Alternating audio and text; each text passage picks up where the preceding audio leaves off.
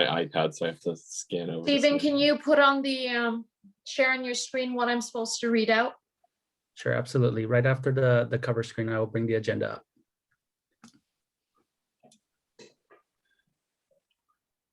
All right, our attendees are now entering. Welcome, everyone. Good evening. Welcome to the Board of Education special meeting. It is April 14th, 2021.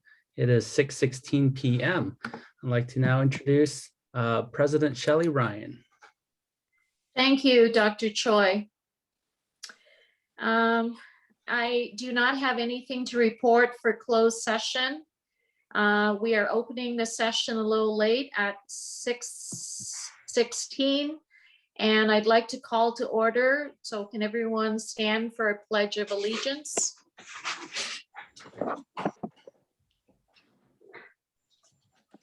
Dr. Choi, would you like to lead us? My pleasure. Hand over your heart. Let's begin. I pledge allegiance To the flag of the United States of America and to the republic for which it stands, one nation, under God, indivisible, with liberty and justice for all. Thank you. Thank you.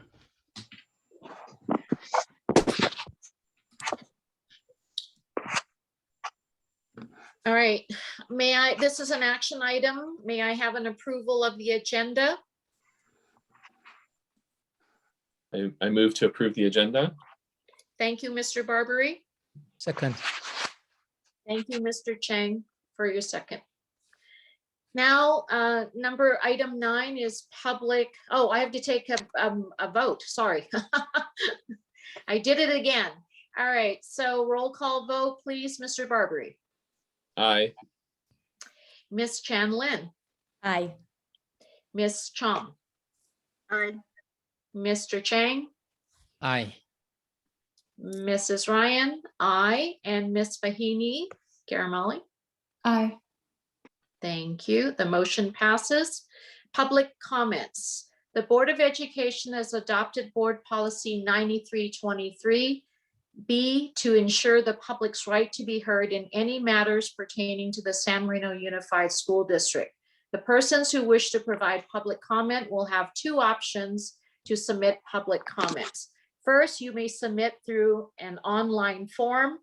Second, you may request to speak during the meeting via question and answer and phone dial-in. When you were submitting through an online form, the public was to submit public comments for the open session of April 14th, starting from 11 a.m. this morning through 3:30 p.m. The comments that were received during this time will not be read during the meeting, but was provided to the Board of Education. Public comments through question and answer during the meeting. The opportunities for the public comment are offered at the start, closed session, and at the start of the open session for the agenda item. 5 minutes may be allotted to each speaker, a maximum of 20 minutes overall.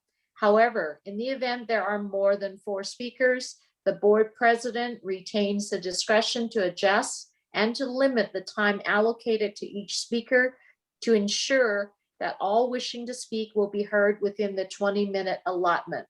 During public comment, the meeting will pause for 1 minute to take requests to speak. Raise your hand function is used to take requests during the public comment period. For online attendees, press the raise hand icon to add yourself to the queue. For phone attendees, dial *9. The speaking order will be determined based on the order of requests received. Individual speakers will be unmuted and then called to speak. Dr. Choi. Okay, thank you, President Ryan. We'll go ahead and pause the meeting for 1 minute to take requests for public comments for items on the agenda. So if you would like to make a request, go ahead and press the raise hand icon or dial *9 if you are joining by phone.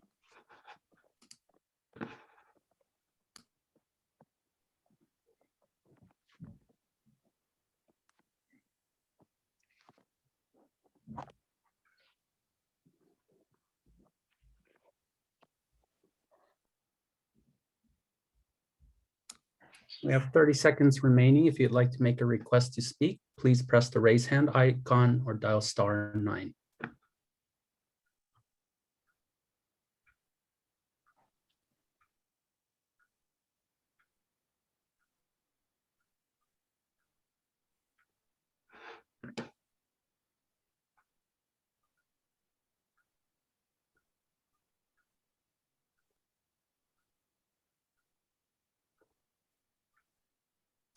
Okay, President Ryan, we have one request to speak, and that is Ms. Letty Aranda. Letty, your line is now open. Thank you, Dr. Choi, and thank you, Board and President Ryan and Dr. Wilson. Thank you so much for all the wonderful things that you do to support us and take care of us. I'm wondering why we are not going to continue using Zoom for the following meetings. I received an in-person school board meeting notice, and it reads that we'll be ceasing to use Zoom and will return to in-person public comments. So we've done such a lovely job of including everyone. Not on the agenda. I'm sorry to interrupt, but this is not an item on the agenda.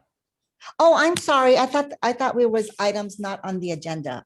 Forgive me. No, no problem. It's because it's a special meeting. The public comments are limited to the item that's on the agenda. Oh, my apologies. I'm sorry. No, Thank no, you. that's Thank no you. problem. Please carry on. Feel free to reach out to me and we'll chat about it, okay? Right. Thank you. Thank you, Letty. Thank you. Okay, thank you. And that concludes our public comments.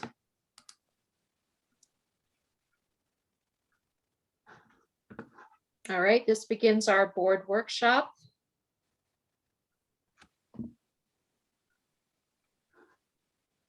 Okay, so Dr. Choi, you're gonna cede hosting privileges to me? I believe you do have the ability Okay. to go ahead and share. I got it now. I saw a second ago. I couldn't quite get there. Okay, great. Well, thank you, board and staff. Gosh, I'm so excited to be here tonight. And I really appreciate all the input I've received along the line from both board members and staff members about tonight. And tonight is just a wonderful opportunity for us to, I wish we were in person just sitting around a big round table talking. That would be ideal, wouldn't it?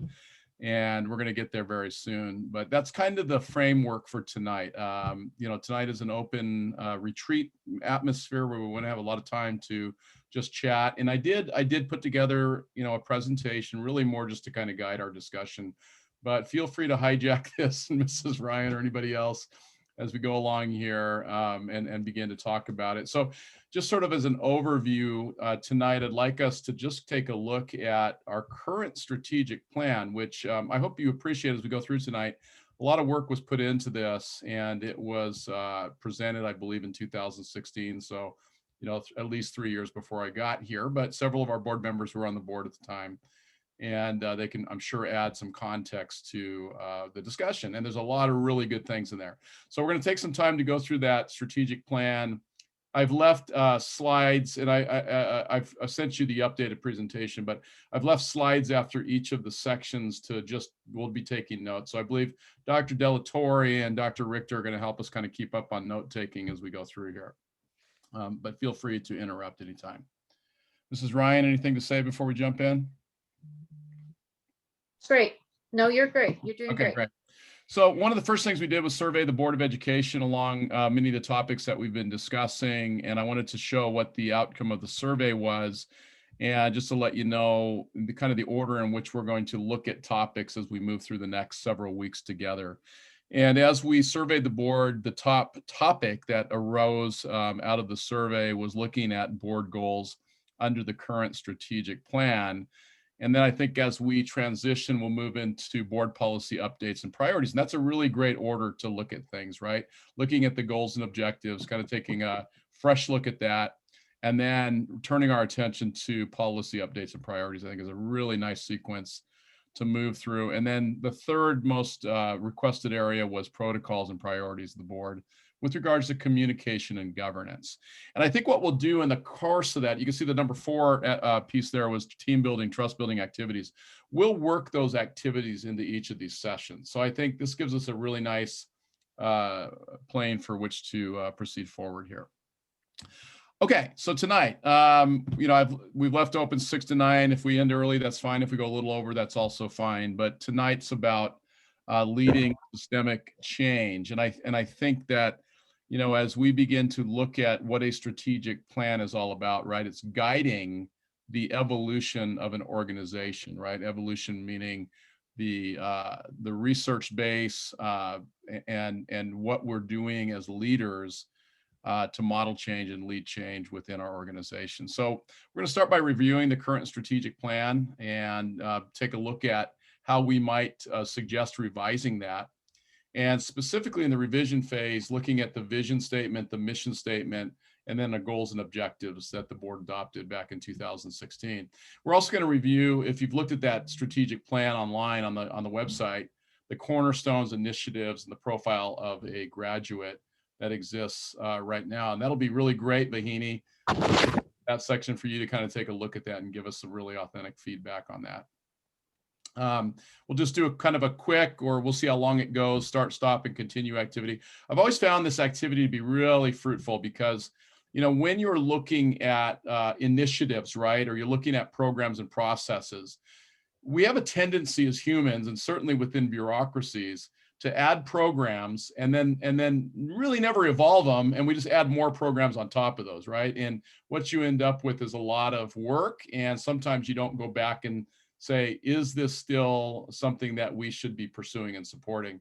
So I've always found start, stop, and continue to be a great activity for sort of analyzing where we are, where we're going, and what we should continue doing. And then we'll just talk at the very end for a moment about some next steps and calendar. So if you've done any reading with, you know, Michael Fullen, if you haven't, you ought to, these are two, these are books I go back to routinely in my career to just remind me of sort of the guardrails with regards to systemic change. Also, Lencioni's book, The Advantage, and all the work that Lencioni's done. Both of these individuals look at this idea of the action bias. And as humans, we have a tendency to, instead of ready, aim, fire, to ready, fire, aim, right? And this is sort of a Star Wars version of that. And quite often we're prone to act as humans because we believe that change is always found in the action, right? And so oftentimes we act and without a great research basis to it, or without you know, a ton of stakeholder input, and we make mistakes in that. So that action bias is something that we need to set aside. And really what Fullen and Lencioni talk about quite a bit is this idea of relationship first, right? And so the dilemma for us is the too fast, too slow dilemma. You know, if we move too fast, then we have a tendency to have the culture rebel against us, right?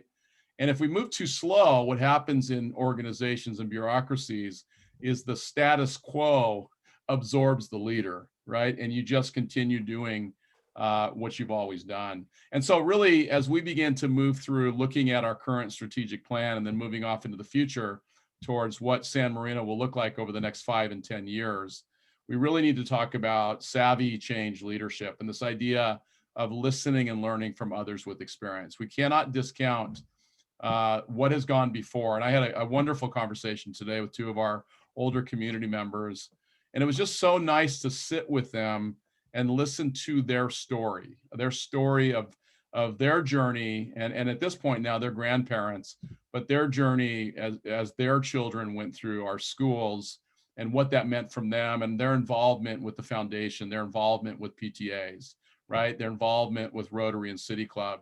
And it was just so refreshing to hear that journey that they had been on for so many years. So it's very, very important for us as a community to listen and learn from others who have experience. I think also, though, we need to pay attention to fact-finding and joint problem solving. So part of what our change needs to be about as a school district is to identify pertinent data, pertinent facts that will guide our decision-making. And then as we problem solve, that we do that together. we need to carefully diagnose what our situation is. And you know, we all know that we've been looking at, quote, our situation now for quite a while with regards to why we have these struggles in the area of financial revenues and expenditures, and why we are so unique, and how that's going to be a big factor as we move through our strategic planning. Then we need to really forthrightly, and I would say that we keep hearing the term transparent, right?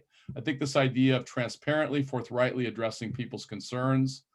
And then we need to enthusiastically and genuinely, sincerely embrace the change that lies before us. And then, of course, Folan talks about getting buy-in for what needs to be fixed, and then developing that credible plan for making those fixes. And so this is sort of the framework from which we'll move forward. So Folan, I love this quote, "It is the interactions and relationships among people, not the people themselves, that makes the difference in organizational success."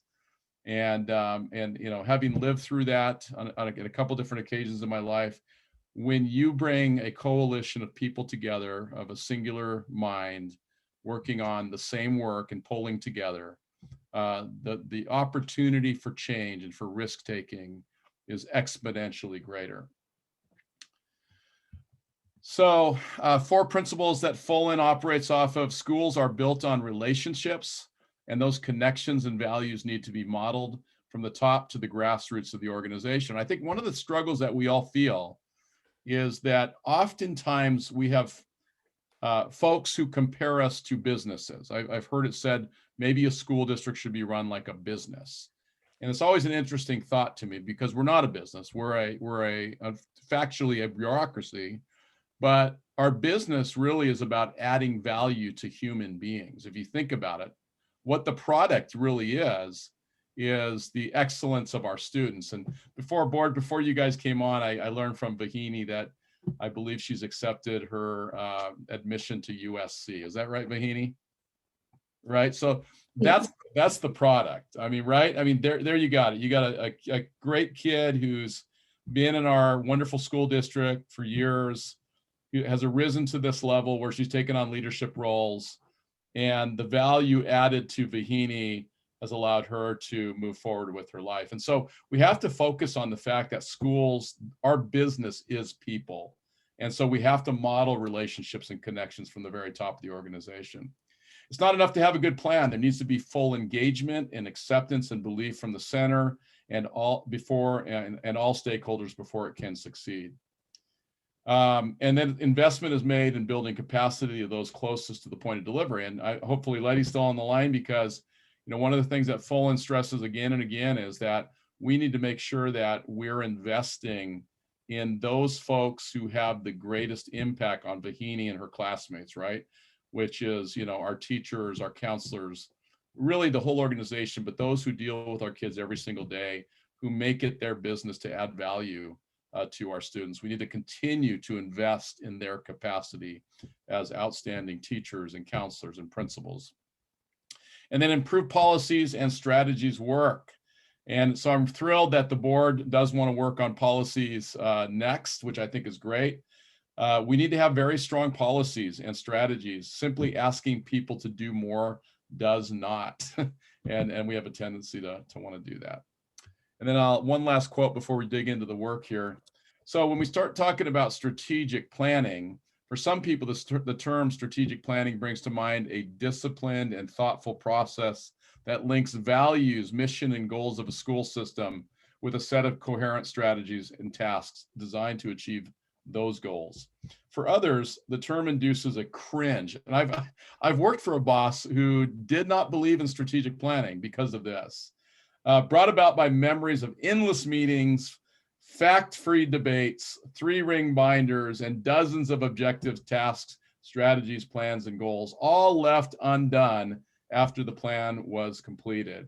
As one frustrated administrator said, when do we get to stop planning and start doing? And I think that's really key, because as we get into strategic planning as a school district, if it does not have legs, if it does not live in our classrooms, in our offices, right, in our boardroom, there's really little value to it. And so as we move forward, we of course want to make sure that what we're doing has value that is observed and measured in our classrooms and in our schools. All right, so that's kind of the preamble to the work. And so what we're going to jump into now, and I hope you've all had a chance to review this, but you out there in the public, if you want to find this strategic plan, well, it's being posted on this agenda right here, but you can go to our website, and in the search bar, you can just put in their mission or vision, and you'll be able to find it really quite easily. So we're going to take a look tonight at board goals under the current strategic plan. And so I think, of course, the place to start is our current vision statement. And so what I'd like to ask board members to do is, as we move into this section of this evening's program, as we read through here, just take a look, and then each of these slides is going to be followed with a slide for note taking with regards to the vision statement. So I really want to slow down. At this point, I'm going to take my foot off the gas pedal and say, this is where we sort of begin to open up for a dialogue. So please feel free to pause, jump in, take us down a pathway that we can discuss. So here we go with the vision statement from 2016, which says, delivering a world-class education with recognized excellence in academics, arts, and athletics. So I'm going to pause there and give us an opportunity to discuss that for a moment, and whether or not that resonates with us today. And if so, would we choose to keep it the same? Would we look at modifications to it? So let's pause there for a moment, and I'm going to open the floor up here.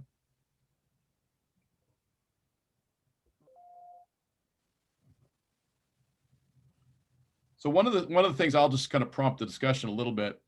So one of the pieces that I've heard since I got here is that one of the A's is missing here, which is activities.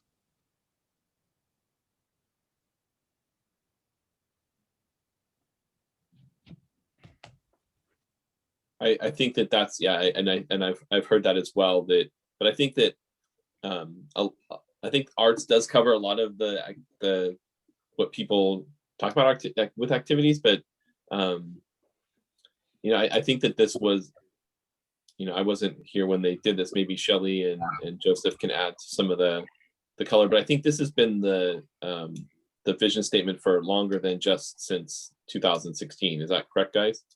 Mm-hmm. How far back does this go? Do we know, Joseph? Actually, this latest one, yeah, before they have another version, yeah. So we changed, yeah. It went from 21st century to world class. And there was also discussion about the word global. There was discussion on activities, but I think Corey is right that during that discussion, we talked about academic activities, arts activities, and athletic activities, and that activities was not necessarily another A that was a focus. Like, it's not curriculum. It's not a class. It's not a, I think that's what was happening at that discussion. Okay. By the way, Linda or Lena, are you guys going to take notes on this for us? That'd be great. I'm taking notes. Thank you so much. Appreciate it. Got it. By the way, I would like to add the one, for the awareness. Yeah, so we want to be recognized excellence in academic, art, and athletic, but also we need to have a, I think, make sure we awareness, yeah, mental health. Joseph, would you think that could be in a descriptor of the statement, as opposed to a separate standalone, or are you thinking we add a different sort of word here that would capture that? And I want our four fellow to come out what they like to do, because I think for the last 5 years, I think the mental issue is a very consider is a very important. Yeah, so we need to have a balance. Yeah. Great. So I know we're taking notes on that. Anybody else want to add to that piece about wellness there or have any thoughts on that? I think if we start moving into wellness as being part of the vision, it sort of changes the tone a little bit, which I'm not saying we do or don't do. And I just think that, and I think that's kind of what Jeff is referring to in whether or not it belongs here versus mission. I guess I'm not sure, are we married to keeping a version of this vision statement, or are we looking to sort of rethink the whole vision statement? And before that is answered, I actually would love to hear from Vahini whether or not she felt like that's what she got. Great. Okay, well, generally I do think, you know, my time at San Marino has fallen into those like 3 A's, but you know, again, as Dr. Wilson said, with the activities, I do agree, like that can fall into the arts, but in general, I do think it can be expanded activity-wise. Like my personal recommendation is having more of a focus on, let's say, community service, which I know is given through clubs, for example, but I think there could be more of a focus that's driven by the school itself to get kids participating on more of a large scale. Yeah, that's fantastic. So, you know, so one thought would be, you know, a descriptor that would like, what does a world-class education look like? And Mrs. Chan, I kind of agree that we could include that in the mission statement, which we're going to look at next. And I think the goal, by the way, Mrs. Chan, in answering your first question, I think what we're trying to do in this first phase is take the current strategic plan and evaluate its effectiveness for now, right? And then with that, armed with that information, as we get on the other side of the finances, then we begin to look forward with truly ground up strategic planning. So I think this is more sort of looking at the current plan, providing input on it. I love that Vahini's here. She's going to add a lot of value to that. So we'll just take notes around all of it, and we're not going to try to come up with a perfected vision statement or mission statement tonight, if that makes sense. Thank you. No, I would like to clarify, Dr. Wilson's Yeah. what you're saying. So you're saying that tonight what we're doing is just sort of looking at what we have currently, taking notes on what we might want to change, and then on the other side of the parcel tax, then looking at potential changes. Is that? Well, yes and no. There's actually, you'll see it later in the presentation if I flashed ahead, but what I'm really trying to get to at the end here is we're going to take a look at the goals and objectives, right?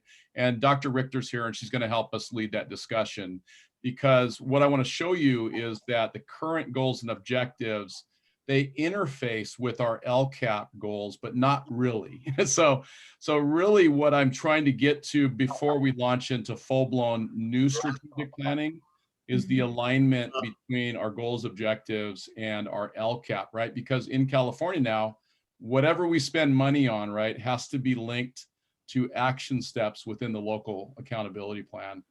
And so, yeah, so what we're kind of looking at, Mrs. Chan-Lin, right now is this is the strategic plan under which this school year is operating, right? So what do we think about the vision? What do we think about the mission? What do we think about the goals and objectives? How do those interface with what we're actually spending money on? And then as the board works through its true strategic planning, right, how do we make those connections so that it's very authentic in how we actually spell that out in the Lcap? Does that make sense? So we don't want to throw the kind of the baby out with the bathwater, but we're taking a hard look at the efficacy of the current plan. Great, thank you for that clarification. So when I think about this vision statement, my thought regarding a vision statement is, what is our vision for these students? What do we want them to leave here with? To me, this is, I mean, it's a beautiful statement, but I don't feel like it's accessible enough. How are we doing that?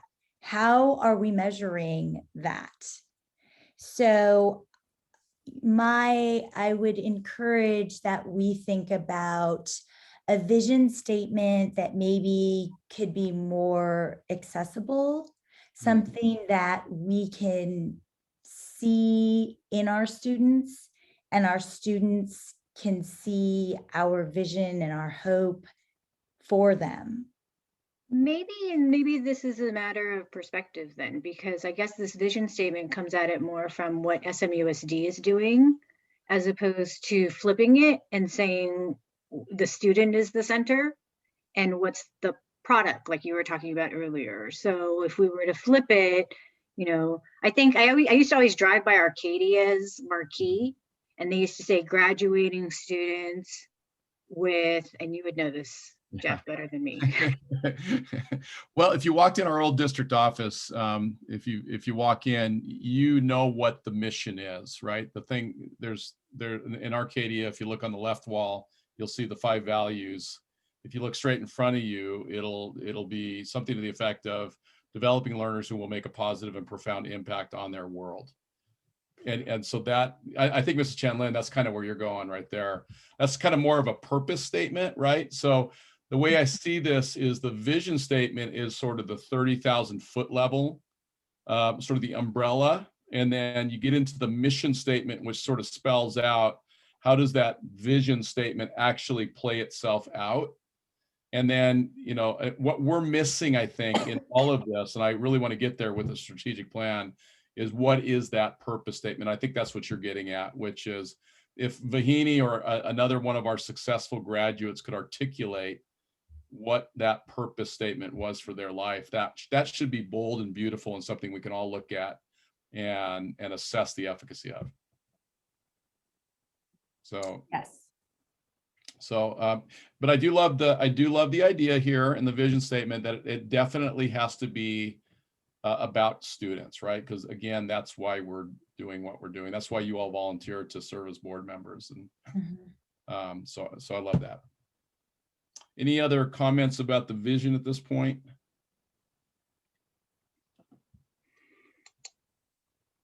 Okay. All right, so we're going to go ahead and move on to the mission statement. So again, the mission statement should be more drilling down, sort of lowering to the 10,000 foot level. And the SMUSD provides safe and supportive environments and innovative opportunities for student learning, promotes individual student excellence, invites collaboration and discovery, and challenges students to take responsibilities as members of a diverse global community. So again, this is sort of a district-centric statement, similar to the vision statement, not that that's good or bad or indifferent. So let's pause there for a moment and look at the components of this and then take notes and comments from the board. So the safe and supportive environments, innovative opportunities for learning, promoting individual student excellence. I would want to question, what does that statement mean? Is that a commitment to personalizing the education of each of our kids, meeting the needs of each of our kids? So let's pause there for a minute and take some comments. I interpret promotes individual student excellence as meeting students where they are and supporting them in where they want to go. But I think that could be interpreted in different ways.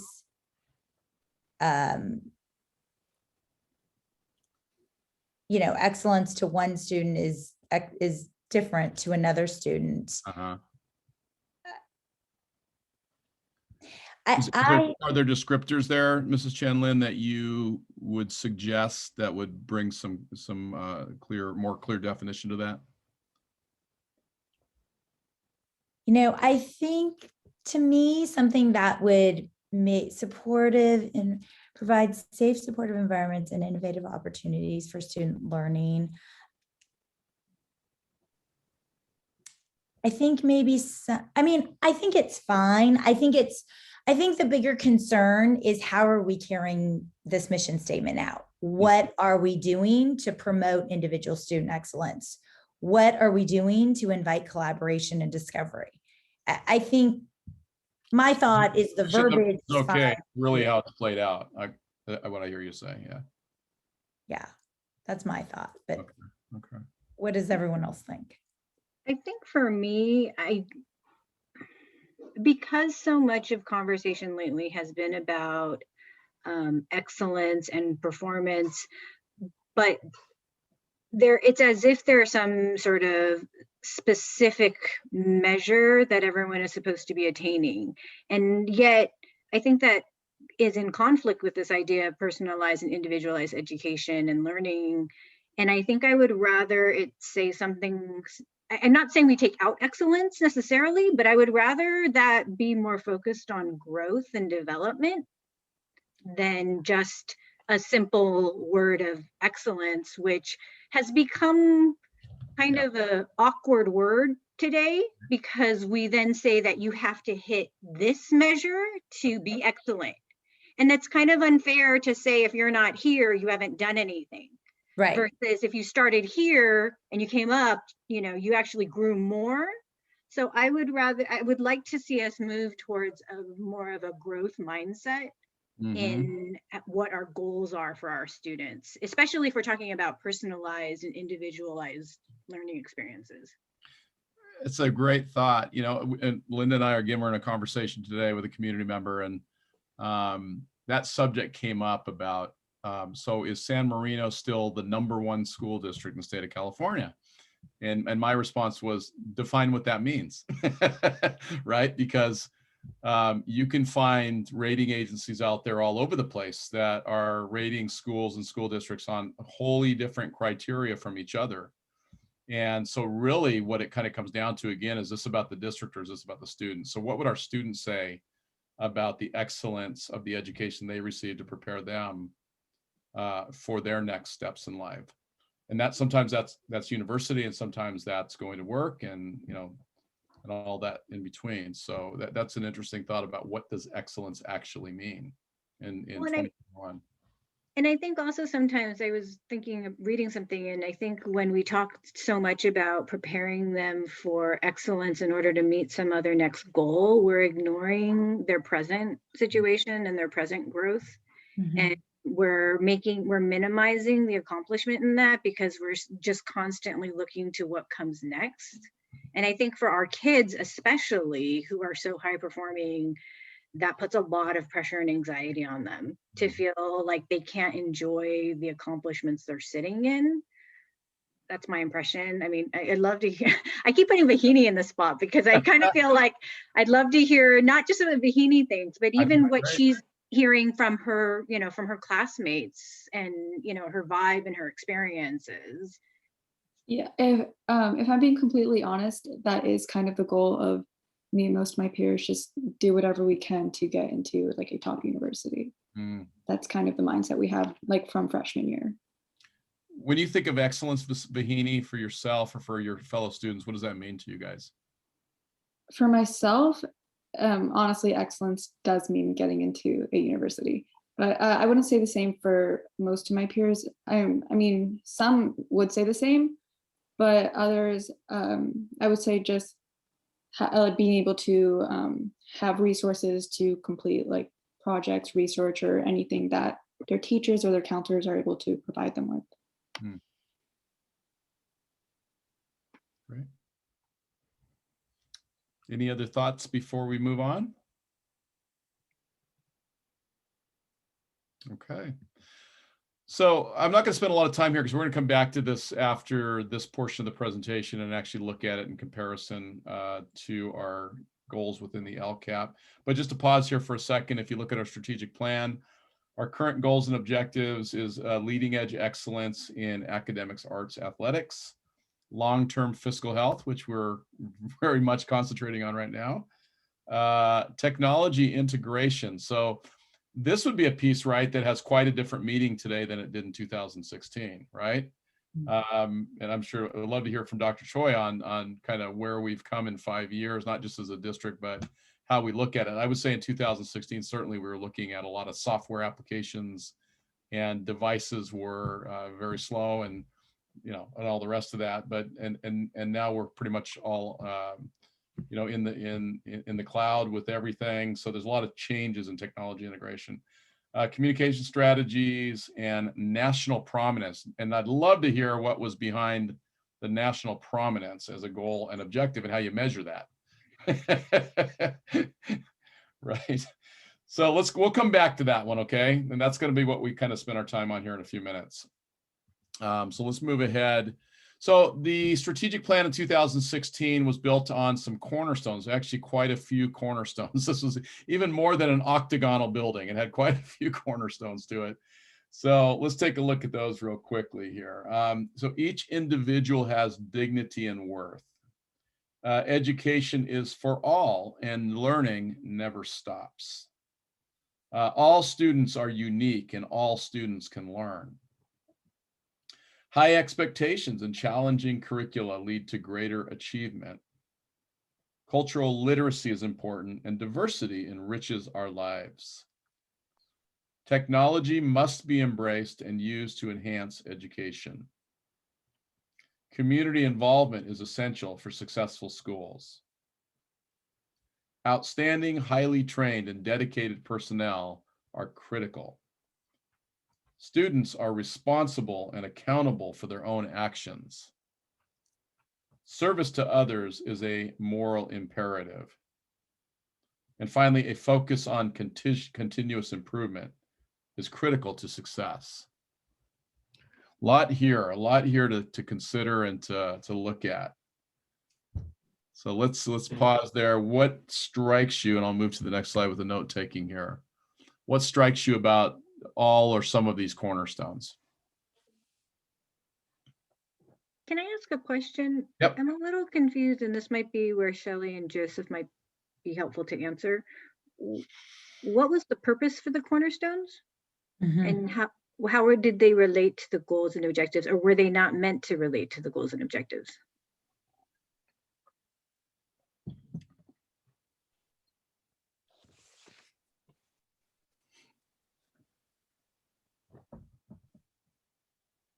You're muted, Shelley.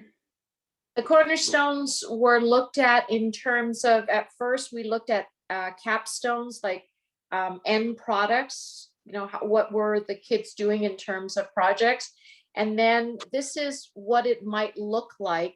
And so we started to delineate from the goals some of this, and it has to do with technology, it has to do with civic responsibility and those things. But I think we can pare it down even more.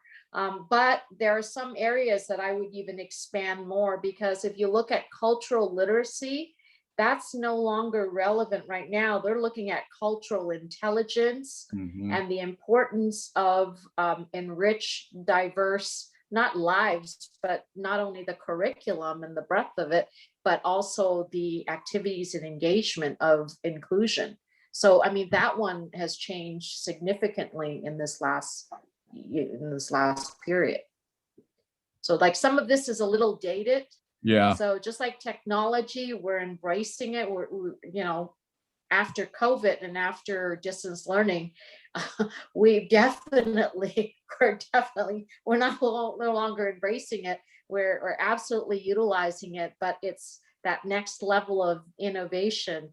And Dr. Choi would be better equipped to speak to that. But you know, what's the next block that we've got to go to in technology to be prepared? I mean, is it looking at testing venues? Is it looking at bandwidth? What are we looking at when we're talking about innovative classrooms with technology? Did that answer your question, Jane? Yes, I guess I'm just trying to, it feels a little bit like it's a little all over the place. And so I think if we're going to keep this, we need to tighten it up and we need to align it to the goals and objectives. Like I just went through and tried to align them to what the 5 goals and objectives were. And I think I could only align like 4 of them. And so it feels a little bit like, and then I see that some of it is focused on what the goal of the student is, And then some of it was focused more on personnel. So it feels a little bit like kitchen sinky, and they're not bad by themselves, but it just feels a little bit disjointed for me. I agree, Jane. Yeah. And Well- I think maybe the biggest thing is maybe the word is not cornerstones. Mm. Maybe it's, goals or, responsibility. Because what is it? Is it the responsibility of the district to impart on the students, or is it our hope that students attain? What are these cornerstones, right? Or is it how we get there? Right, right. So I mean, I think this is where as well, we should probably, if we were keeping something like this is where I think the level at which wellness would come into the conversation, I think. It's interesting. It looks like students are only really mentioned twice. And Yeah, that's why I'm with Jane. It's kind of kitchen sinky. right. Yeah. It's almost as if Cornerstones, right, should be student-centered statements almost throughout is kind of my reaction. But I also think that it goes back to mission. The mission may be a little too broad. Mm. The mission what is the mission of a school district, right? The mission, I imagine, really, if we break it down, is to create students who are educated, happy. Happy is a relative word, right? But who are socially, emotionally healthy, who are prepared. So it's almost like the mission needs to be that, we will excitedly launch every student into their optimal, pathway. right, that we support them Yeah. in their journey of life.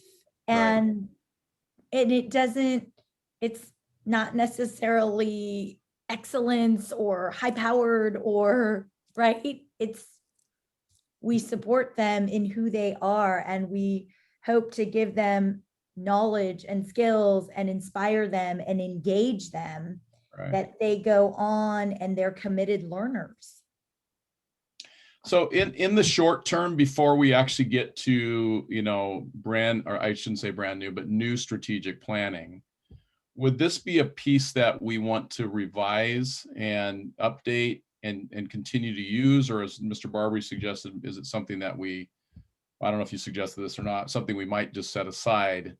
I think this could be a place that we sort of update our plan in a way that is really relevant to today, because there's so much going on with, ethnic studies and diversity, and teaching on inclusion, and then of course finding that optimal pathway for every child and things like that. So any suggestions there for the short term? I like the idea of putting this as the student piece of it, because I feel the vision and the mission focus on the district, which is fine. That's, and then the goals and the objectives are kind of how we're going to do that, which we'll come back to. But I do think if we're going to, I do think we need to kind of put this more in the context of the students. So I think, I don't know, I think Cornerstones or whatever the section is maybe would work. Well, it's kind of like the context. It's like with the things that the district wants to do, how do you see that if you're looking at it from a student point of view and build up from the bottom? I think whether you call it cornerstones or not, I think there's what some of these things are. I think it's more about like what you would see in the students that are in the environment that we have on what the district is presenting. It's almost touchstones as opposed to cornerstones. Touchstone students. Yeah, like I'm looking at service to others in a moral imperative. And I was thinking about something Vahini said earlier, and she was talking about, community service within the school. So I don't know, I guess, yeah. So maybe this is something, Vahini, you'd love to work with us on a little bit. I'd love to. With all the great suggestions we're hearing. I love the idea of until we go through a full-blown, multi-month strategic plan, it'd be great to get student voice in here to make this more relevant to today. with our schools. Yeah, I'd love to help. Fantastic. Okay, any other thoughts here before we move on? Great. So then initiatives. Again, we might need some explanation from Mrs. Ryan or Mr. Chang here, but so I guess coming out of the strategic plan, the mission, the vision, the cornerstones, what were the initiatives going to be? So I almost kind of look at this and say, this is sort of evaluative of us right now, right? How did we do over the last 5 years? So communication is a vital tool. Did we use advanced technology? Have we been a model district? Have we demonstrated financial stability? Don't smile now. State-of-the-art facilities. Do we offer state-of-the-art facilities? This was a plan in 2016. Are we a premier employer? Do we have world-class programs through depth and innovation? And do we offer multilingual opportunities? So these were kind of, as I read them, and Mrs. Ryan, Mr. Chang, you can correct me, but this seems to be almost the output of what the strategic planning process was in 2016. So let's pause there for a moment and discuss that.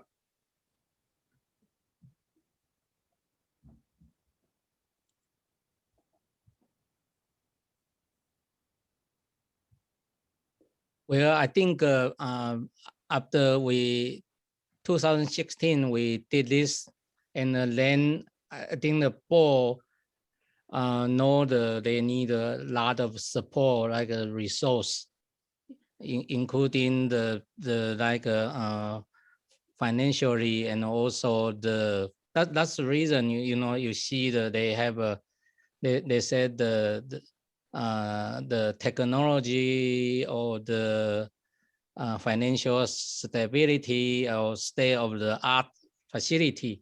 So with that, the board think there's a 2 actions taken, like we need to issue the bond, and we also need to continue to have a parcel tax. So with that, then the financially will be stable, and then we can improve for our facility, for the state of the art. And in the meantime, we use the bond money can improve for the technology. So, but with that, I think the finally, result is a negative. I mean that entire 5-year planning, I think is considered as fair. So, but I just want the people to know the time. I think the board, they really think about a long-term planning. Yeah, but this is that just like a chain reaction. Yeah, right. One step you fail, then you cannot reach the goal. That's really interesting. You nailed it there, Mr. Chang. I think I didn't even see it the first time I looked at it, but really all of that, most of it was dependent on stable finances, right? But in reality, I think the probably board has some their doubts, but not really fully communicate with the community people, or the community people. They don't understand what the board trying to do. Until right now, this the issue still exists. Like no matter what, we still need to issue the bond. Individually, I want to say that, because without a bond, eventually we are hit for the financial stability. Yeah, because you need to maintain, repair. Yeah, I'm not talking about how much. The 100 million or 80 million. Yeah, so that's another issue. But the time, I think the board is trying to do whatever they can help. Yeah. Something that hit me while you were talking was, think about the time period when this was put together, 2016. So really, we only had 2 years of the LCFF as of the time of this plan. And I think what we've learned, even when I was in Arcadia and now here, is the negative impact that the LCFF has had on districts like ours. And I don't think we fully understood that at the time. And again, that was part of that conversation I had today with a community member, which is, if you recall, prior to the LCFF, we had 88 different categorical funding mechanisms between the state and the federal government. One of those examples is deferred maintenance. We used to get deferred maintenance money specifically for maintaining our classrooms. And when the governor came up with his LCFF and he swept all those categoricals into 4, and they said, here you go, here's your money. Now you get to decide how you spend it. The bad punchline joke for San Marino, of course, was, yeah, but you get, 40 to 70% less money than a neighboring school district does. And so I think that in 2016, the economy had just recovered and was actually on a high for everyone. And we didn't know the full impact of the LCFF would have on districts like San Marino. It's really, really an interesting time period when you guys felt very optimistic about all of this. And also what the initiatives show us is also that what was relevant in 2016 is still relevant today in terms of financial stability. We were still looking at the parcel tax. We were still, and every 2 years we're looking at renewal or what are we going to do. And then there was intentionality there when we talked about being a premier employer. And Dr. Delatorre will be able to kind of speak to that a little bit, because we really wanted the best teachers for our students to be able to deliver this world-class program with depth and innovation. And so there was this constant drive to continue to replenish or to have the right teachers to lead us into this next into this next area. Remember that Common Core had already been ushered in, and we were still looking at that. The dream was, of course, a multilingual opportunity for our students. We still had that, but there was definitely, even at that time in 2016, we were looking at the financial and the facilities, the need for finance, but the need to take care of our facilities. And always, the arts and the academics and the athletics. At that time, we had already finished our stadiums, our baseball and football, but we continue to look at, well, what's next? It would be the VAPA, the performance art, the theater that would be the next on our slate to bring to, bring innovation and bring advancement in. Mm-hmm. Because we know kids cannot put on shows and cannot do specific things with equipment that doesn't work, with auditoriums that are dilapidated, with and then we needed to advance the technologies because we knew that that was what the kids needed as they were going to college. So communication still remains as a tool because we knew that we needed to continue to communicate and educate and bring the community in to what we were doing with our initiatives. So yeah. Right. Mr. Chang is right that we had a lot of needs, but we had a lot of expectations for our district. And so that's where those came from. Yeah, just look at the last one, the multilingual opportunity. Actually, for last 5 years, we never reached this goal. Yeah. Unfortunately, right now, did not pass the parcel tax, and then we even need to cut the Japanese. Yeah. Talking about a global, the world, but we are not really can provide more the foreign language to the kid. Yeah. So I think always they have they are like the time relation. Yeah, you cannot stabilize financially, and then you don't have a. Yeah. Then you don't have the choice. Yeah. So I think that moving forward, this initiatives piece could be, I looked up what initiatives means exactly. And it is the power of or opportunity to act or take charge before others do. And so I can see that through these bullet points, right? Like being the model district, state-of-the-art facilities. So those were the initiatives. I think that based on the fact that, we have a bond that didn't pass, a parcel tax that didn't pass, to create more trust and to show our commitment to the students, I think for a little bit, we need to go think outside the box, which means, and I know we're doing this with PCC, but really maybe talking to PCC to understand, like, what can we do? How can we offer more classes to the students without, being in further deficit? What I know that we've taken a class away with the Huntington or Caltech, but we have so many professors who live here, they send their kids here. I think we really need to think outside the box as far as initiatives. What collaborations can we do?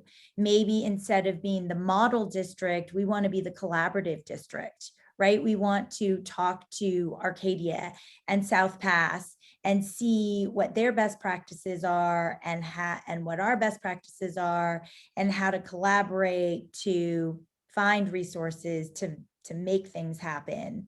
Or maybe they do something best and we do something best and we can somehow share.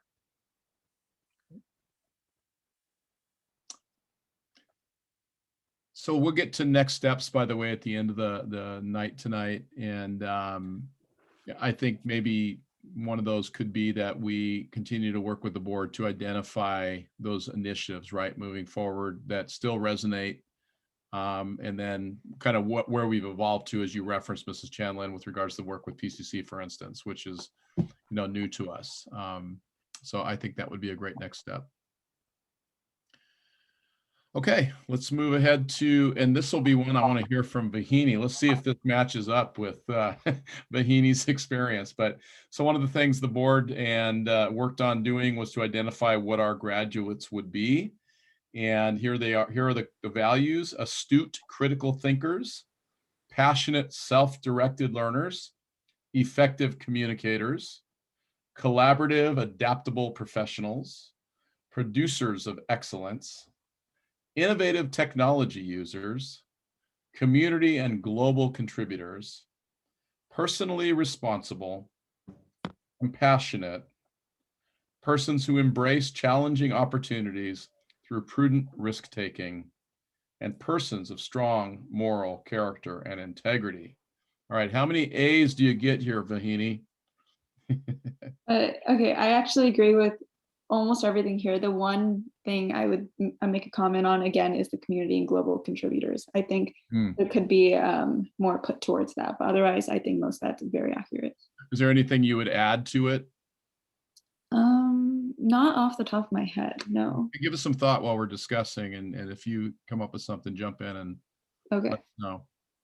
I do think that this is, again, an opportunity to include, mentally healthy, however you word that exactly, but I think that wellness is an important part of this, Yeah.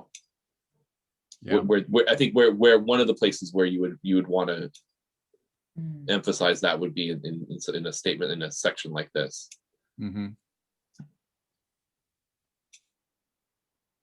I would like to see something more along the lines as well with around the technology users. When we say innovative, I feel like that word gets thrown around a lot without really being defined.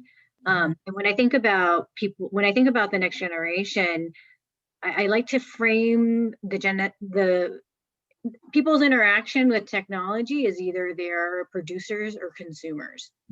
And I think the next generation really are producers as well as consumers, whereas we're not. Like, they're making, videos and they're making all of this content. And so they're really contributing to the conversation, and they're not just consuming the content.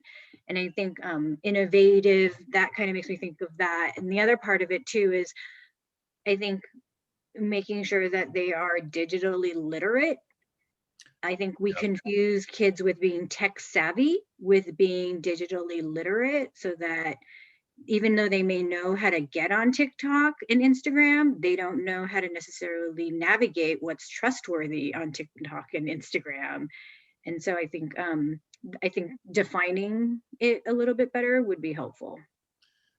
Dr. Choi, have you seen any, recent statements? I think you're onto it there, Mrs. Chan, because I mean, when this was written, it was a different time period, right? And really, technology, I almost say that standalone item probably shouldn't even be there, because it really is about integration of technology and really everything our students do and experience, including how they empathize with others, right?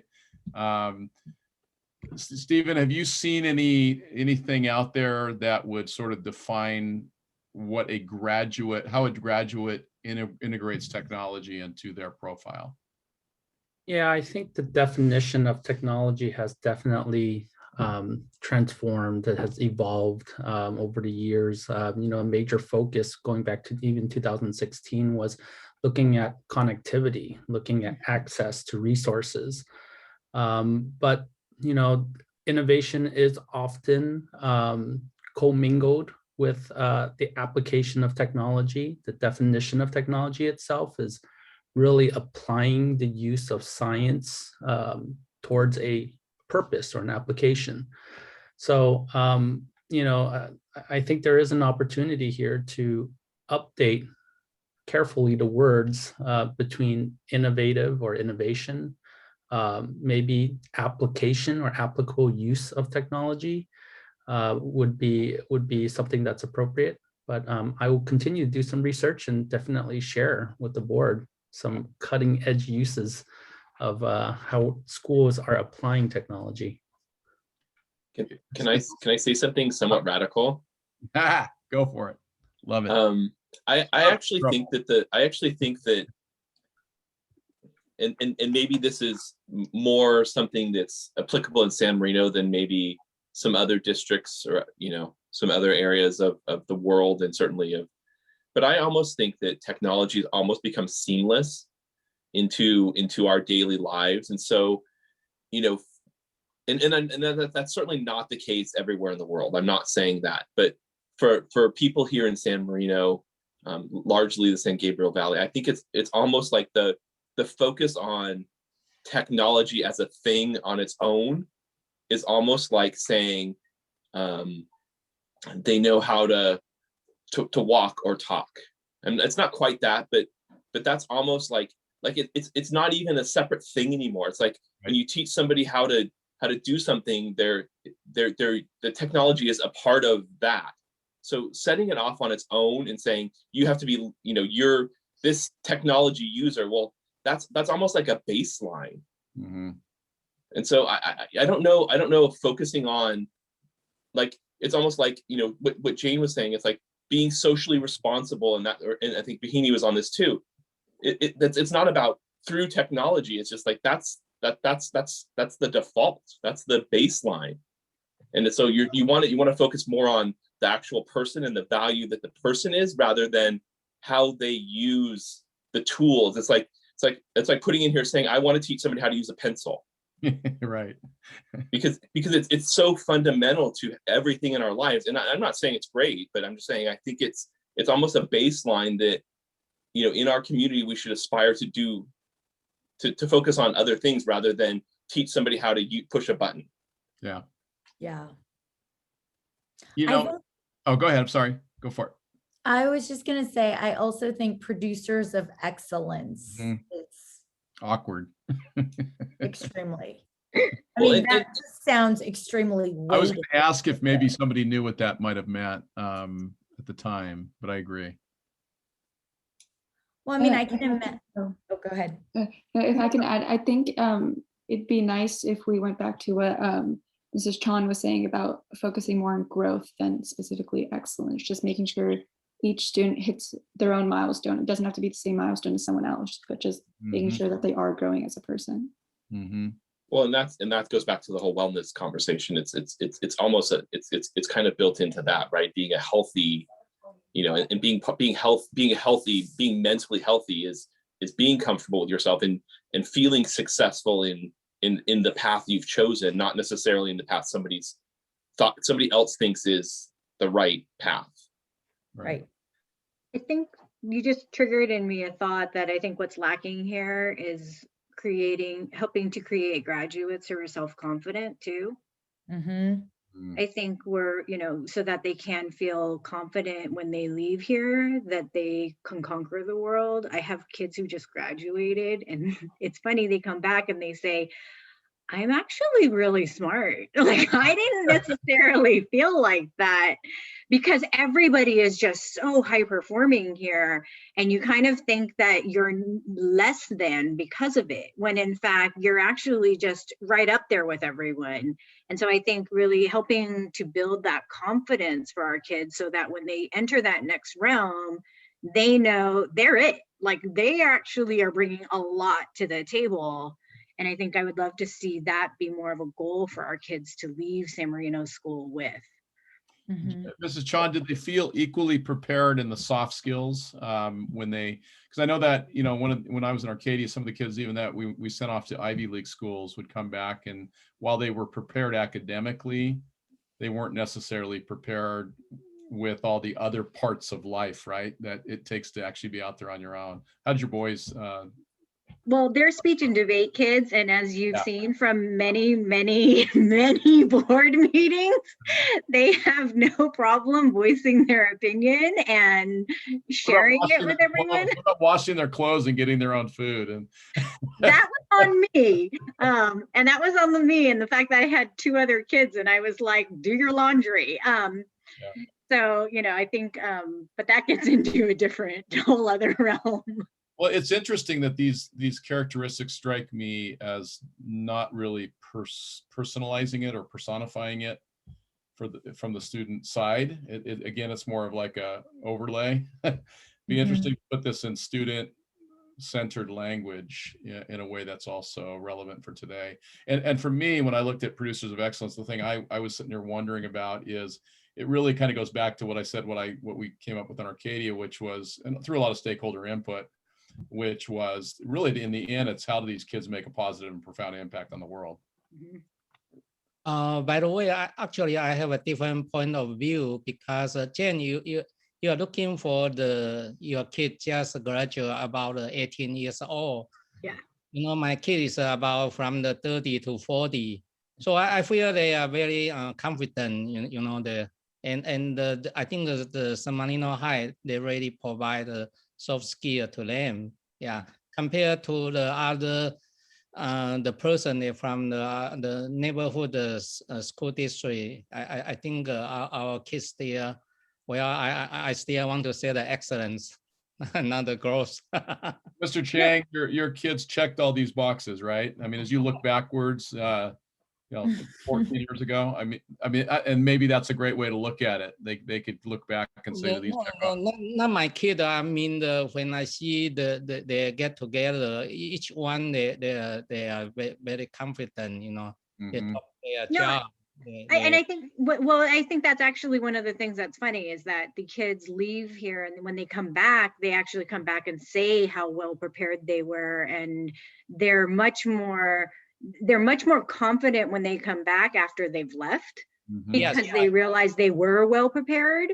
And I think the soft skills, I think that's a different issue. It's more, are we creating, I hate that old term of well-rounded individuals, which I'm not sure is here either, now that I think about it. Right. And it's an old-fashioned term. I think when Mr. Barbary was talking about the whole child and the wellness and that balance, kid, in terms of how he or she is confident, but how he or she navigates through adversity and resiliency.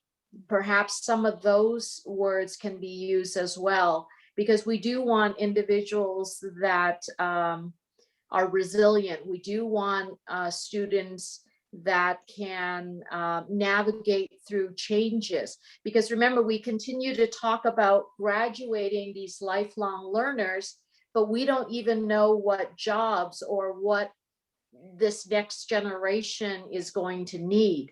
And so nobody could predict we were going to have a pandemic. And so how could we predict the world market or the economy? So maybe in this particular, when we're talking about grad learners, we also want to put in some language that talks about not only awareness of self and strengths, but that moral character, cultural sensitivity, that inclusiveness, because I think it's not necessarily soft skills, but the social emotional skills that are required to be successful. Because I don't think you can have one without the other. It's it would be very difficult if you weren't developed in the other areas. Right? So I was thinking of another word that we've all become familiar with is adaptable. Yep. Yeah. And agile, by the way, is another one. Yeah. I mean, I think if nothing else we learned this year, right? And I'm glad you brought that up, Mrs. Ryan, because our teachers demonstrated this year the ability to be agile, right? To turn it literally in a moment and adapt a practice that they'd become so familiar with into something completely different. So that's another word I'd suggest is agile. Okay, any other thoughts? Lennon, Linda, I know you guys are taking great notes here. Would you like to share back, either one of you, sort of the key words you heard here? I'm testing them, making sure they're on. Yes, absolutely. So for this particular slide, well, first of all, good evening. For this particular slide for SMUSD graduates, a lot of the operative words that I heard really resonate with what the direction we're trying to go in. So for example, when we were talking about technology as a tool, I agree. It's more than just a tool, but I like the words that were shared by many of our board members about using the tool to adapt, access, navigate, analyze, criticize, manipulate their environment, the challenges, their current world. And that really speaks to how we can have technology in the hands of our students, not to be a consumer, but actually to be the producer, as Ms. Chan said. So I really like the direction we were going in there. We also talked, some of the words we talked about, global and community contributors. I think in today's world and the context that we are in these past few years, I think that's critical. We don't just stay within our community and our city and our state. We look really at global, because we know that many of our graduates move out of our country, move out of our city, and become globally competitive in other states and other countries. And I think that's important. And when we look at preparing our students, our graduates, that we keep that in mind. And I really like the self-confidence piece. Great, thank you. Okay, if you guys are okay, we'll move into now a new section. So I think, and again, we'll go to the next steps here at the end. We're gathering all these thoughts, and where I'd like to get guidance, so maybe the board can think about this as we continue through this, is as we come back and sort of edit this for the near future, what would be that process to get there, right? Maybe it's different for each of these areas. We talked about including Bahini, obviously, in certainly this area right here, and also in those cornerstones. Okay, so let's transition. It looks like I'm stuck here. Okay, here we go. All right, so again, our present goals and objectives are here. I'm just going to go past this. And at this point, I'm going to invite Dr. Richter to continue. And she's going to talk about what our LCAP goals are presently. So when Dr. Richter arrived here, these are the LCAP goals that were in place. And so maybe as you frame this, Dr. Richter, you could talk a little bit about what the state is asking us to do with not only the old LCAP, but then the learning recovery and now the new LCAP. I think you might be muted. I am. Thank you, Dr. Wilson. So it is exciting that we're having this conversation both about the LCAP as well as our strategic plan, because it really affirms the similarities between both plans, the strategic plan and the LCAP, and it shows that we are moving towards a common direction, right? Both plans really are our roadmap to success for our school district. And it would be hard to envision an LCAP that doesn't embody and include our board and district priorities, right? Because that is the direction we're going in. And to be successful, we have to have clearly defined goals and actions that support those goals, both for our priorities as a district and our LCAP goals. So it comes at the perfect time as we work to develop our 21-22 LCAP. So the LCAP goals that you have on this particular slide are the 2019-2020 LCAP goals. There were 4 goals. We do not have a 2021 LCAP. The 1920 LCAP was developed and approved by July 1st, sometime in June in 2019. Since then, the development of the 2021 LCAP had started, but due to school closures, the inability to effectively engage our stakeholders in a new LCAP, the governor had proposed that we do a learning continuity plan. And so that took place of our 2021 LCAP. So for this year, by July 1st, the state is asking that, number one, we, as always, review and update our previous LCAP, which would be the 1920 LCAP, which basically entails looking at all the goals and actions that we've outlined and measuring our progress towards those goals. They're also asking us to update our learning continuity plan, which took place of the LCAP last year. They are also asking us now to develop our 2021-22 LCAP with new goals, new priorities, and new actions and services. And I want to pause there and tell you that the work that the reason Dr. Richter is in her office from 7 in the morning until midnight almost every day is because of this right now. And in my former district, I had about 5 people doing the work of this one person. So thank you, Dr. Richter, first of all. And I'm very sorry that the state has put us in this position, but they're actually having us look at 3 plans concurrently differently. So I'm going to flash to the next slide, which summarizes these LCAP goals next to our current strategic plan. Is that good?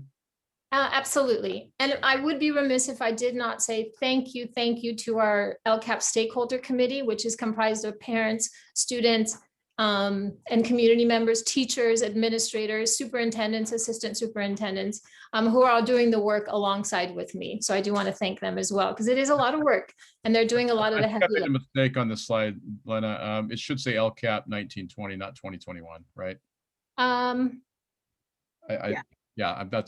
Yeah, so I apologize. That should say 1920. Okay. That's okay. So for the 1920 LCAP, we really had 4 goals. And under each of those goals, we had actions and services that we have delineated that would support achievement of those goals, or at least progress towards those goals. And it's really nice to see that even though this was in 1920 and the strategic plan was developed in 2016, a lot of the 8 state priorities that have been identified by the state that must be included in the LCAP were already reflected in the previous or our current strategic plan. And they're also reflected in all of our LCAPs going back from 2014. Do you mind going back just one? Yeah, so no problem. Sorry. So the 4 goals really address the 8 state priorities, which are high quality teachers, facilities, and instructional materials. That's basically compliance with our Williams Act. Student achievement and outcomes, academic progress, skill development and success through 21st century learning modalities, standardized assessments. The 3rd goal is school climate, and this is where our social emotional well-being also comes in. It talks about giving tools to our teachers and our students to provide that well-rounded education, both academically and social emotionally, because we know when our kids are socially, emotionally in a safe place, they are more apt to be learners. And then lastly, 4 shared decision-making opportunities, which speaks to the engagement piece for parent involvement and stakeholder involvement as well. And then we can go to the next slide. And this next slide really is just a representation of how the 4 identified district goals speak to each of those 4 goals.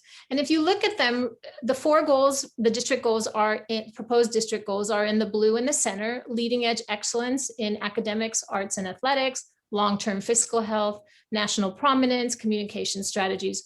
Those really lend themselves to all of the 8 state priorities and the 3 areas that those 8 state priorities fall in when we look at developing our LCAP. And when we look at developing the goals that we are pursuing as a district, as well as our board goals and our district goals. And really they focus on all of those areas: student achievement and outcomes, high quality teaching and learning, safe facilities, appropriate standards aligned instructional materials, and school climate. And that school climate encompasses everything from attendance to absenteeism to social emotional well-being. So all of these interact and in align with one another. It's almost a perfect marriage of them all. And to remove one of those areas would not be effective in attaining any of our goals. They all seem to work hand in hand and support and reinforce one another. And so when we look at the strategic plan right now, it comes at the perfect time. So when we start to frame our 21-22 LCAP, we'll be moving in the same direction, and we'll be supporting our district goals, our strategic plan, by the development and framing of our LCAP. And the next slide. Let's pause there just for a second and just give the board a chance to look at that, maybe ask some questions. So just to be clear, the blue round circle represents the strategic plan goals identified in 2016, and the boxes on the outside are the elements of the LCAP, the present LCAP. So, and how they intersect with those strategic goals. So as we move into a new era and a new LCAP, right, we're looking for even greater alignment between district strategic goals and LCAP goals. Right. And as we aim for that alignment, then eventually, then we're able to measure, right, those goals. Absolutely. And provide data feedback to the board, to the community on how we're doing on those goals. Right. And the LCAP is updated annually. So that speaks to what Dr. Wilson, you had mentioned earlier about a cycle of continuous improvement. Right. Goals that we identify, priorities we identify, if they're not effective at the end of the year and we find that we're not making progress toward those goals or they're ineffective, we will adjust them. It's that plan, act, do model where we're continuously improving on what we're doing to achieve our desired results. Right. So let's pause there for a moment. Any questions or comments, insights that you've picked up on? I'm curious, Dr. Wilson, you said when you looked at the goals and objectives, national prominence, you kind of was a little bit of a head scratcher for you. So, looking at it in this context, I'd be curious to hear what that means and how that fits. Good, thank you. So, well, I think it goes back to the conversation we're having a little bit ago too about how do you measure national prominence, really? Because there are so many different metrics out there. I think it's hard when you set a goal or you try to set something. You almost want to go back. I think Julie was talking about like what are almost like KPIs. What are key performance indicators? And when you set these things that are so broad, how do you ever really, I think some people, for a long time we were focused on the CASP scores and I think at the detriment of some other things that we maybe some of us would have liked the district to focus on. And so I think that I have trouble with that, just being so broad and then basically letting people run with what they think that means. And I think sometimes maybe we were talking about a little bit earlier, losing the forest for the trees, just keep adding programs because we thought that was this national prominence thing, but really like not focusing on, what we need to do better or what we need to maybe stop doing.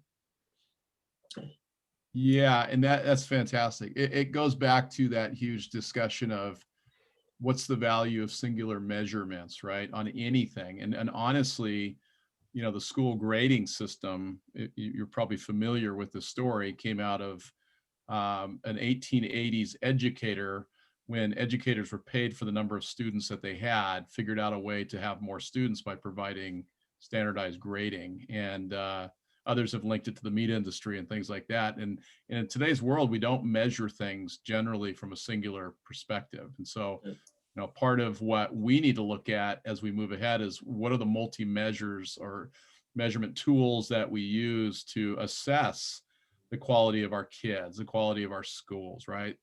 And it's quite different than it was even 5 years ago.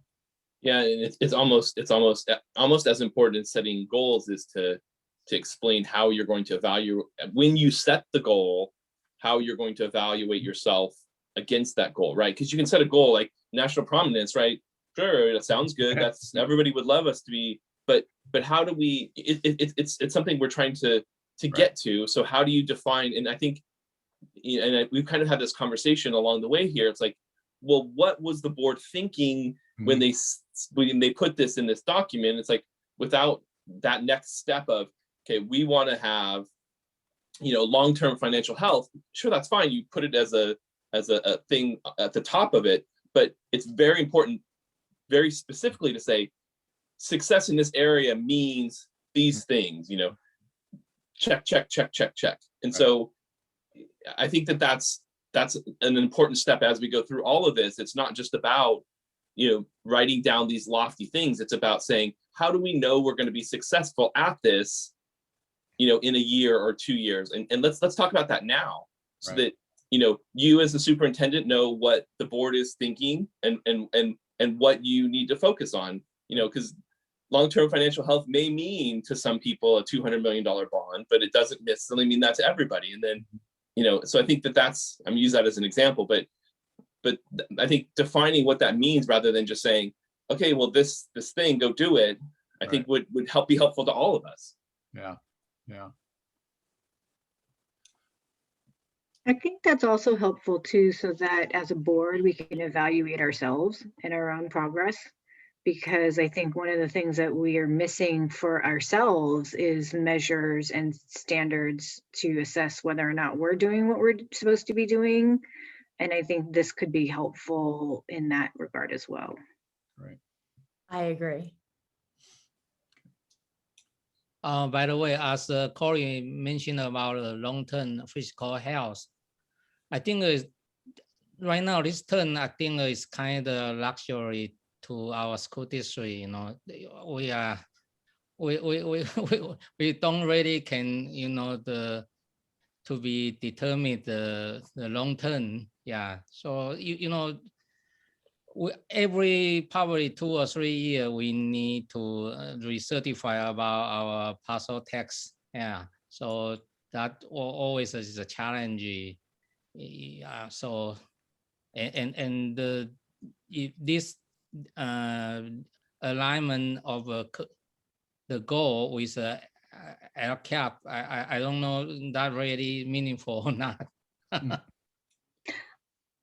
So it's funny, I was at a reception this weekend, and so 2 things that were kind of funny about it was that they talked about, I actually, in the reception was Mike Kirst, and he's one of the authors behind the LCFF and the Lcap. And I asked him, I was like, so do you think that it met its objective 5 years later? And he said, well, it got the money to the districts that needed it. So yeah. And I was like, yeah, never mind. We're not having this conversation.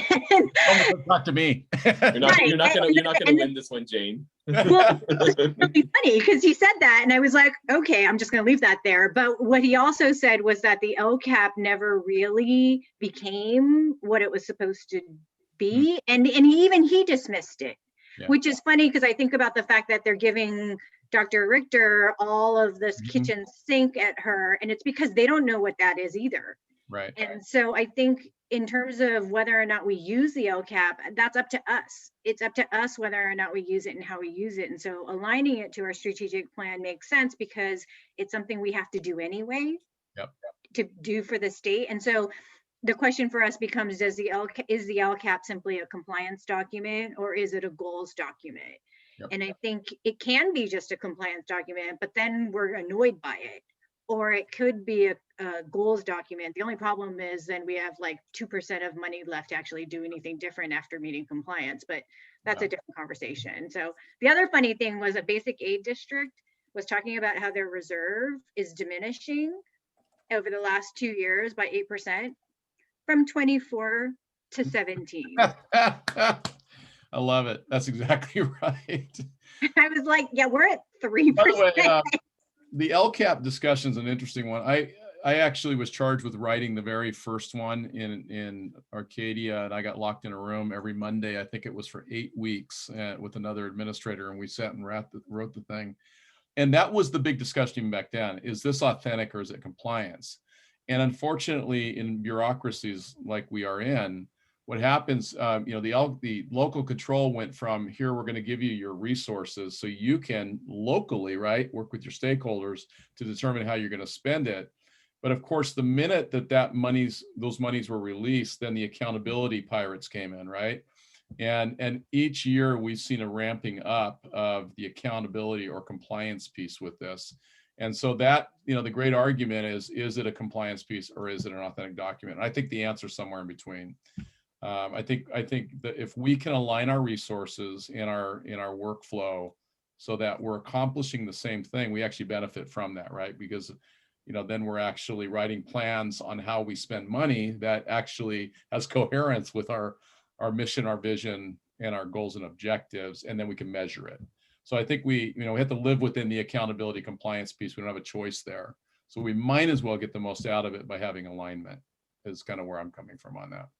But it's a killer for, Dr. Richter, poor thing, I wish she could be out of her office a little more, but she's in there just grinding away, trying to get the compliance part of it done. So, yeah. I'm enjoying it, Dr. Wilson. Thank you. Right answer. She had to say that. Okay, any other thoughts on this? So I think we all kind of agree that as we move ahead, that this blue circle should really be reflective of what's in those outer rectangles, right? There should be this coherence between the strategic goals and actually what we're doing in our plans. Okay, I don't know how much time we want to spend on this because we've actually been capturing this along the way, but if I think this moment now, sort of the practical piece here, start, stop, and continue, something I love to do. When you work, when you kind of work within an organization or a system, or mostly in bureaucracies, right? What tends to happen is you add really cool stuff along the way, but you forget to take away the stuff that doesn't work anymore. And so what you end up, you have redundancies, you have ineffective programs, you have loss of the effective use of monies. And part of what we've been trying to do over the last 2 years is get down to the core of what we should be about. So, we can't dive too deep into this because this really takes some thought over time. But I'd like us just for a minute or two to kind of talk about what should we start doing in 2021, 22, what should we stop doing, and what should we continue doing? And I know that's a lot to ask of you right now. And really, we just want to capture some of those thoughts. So let's start with what should we start doing in 2021, 22, based on this discussion that we've been in.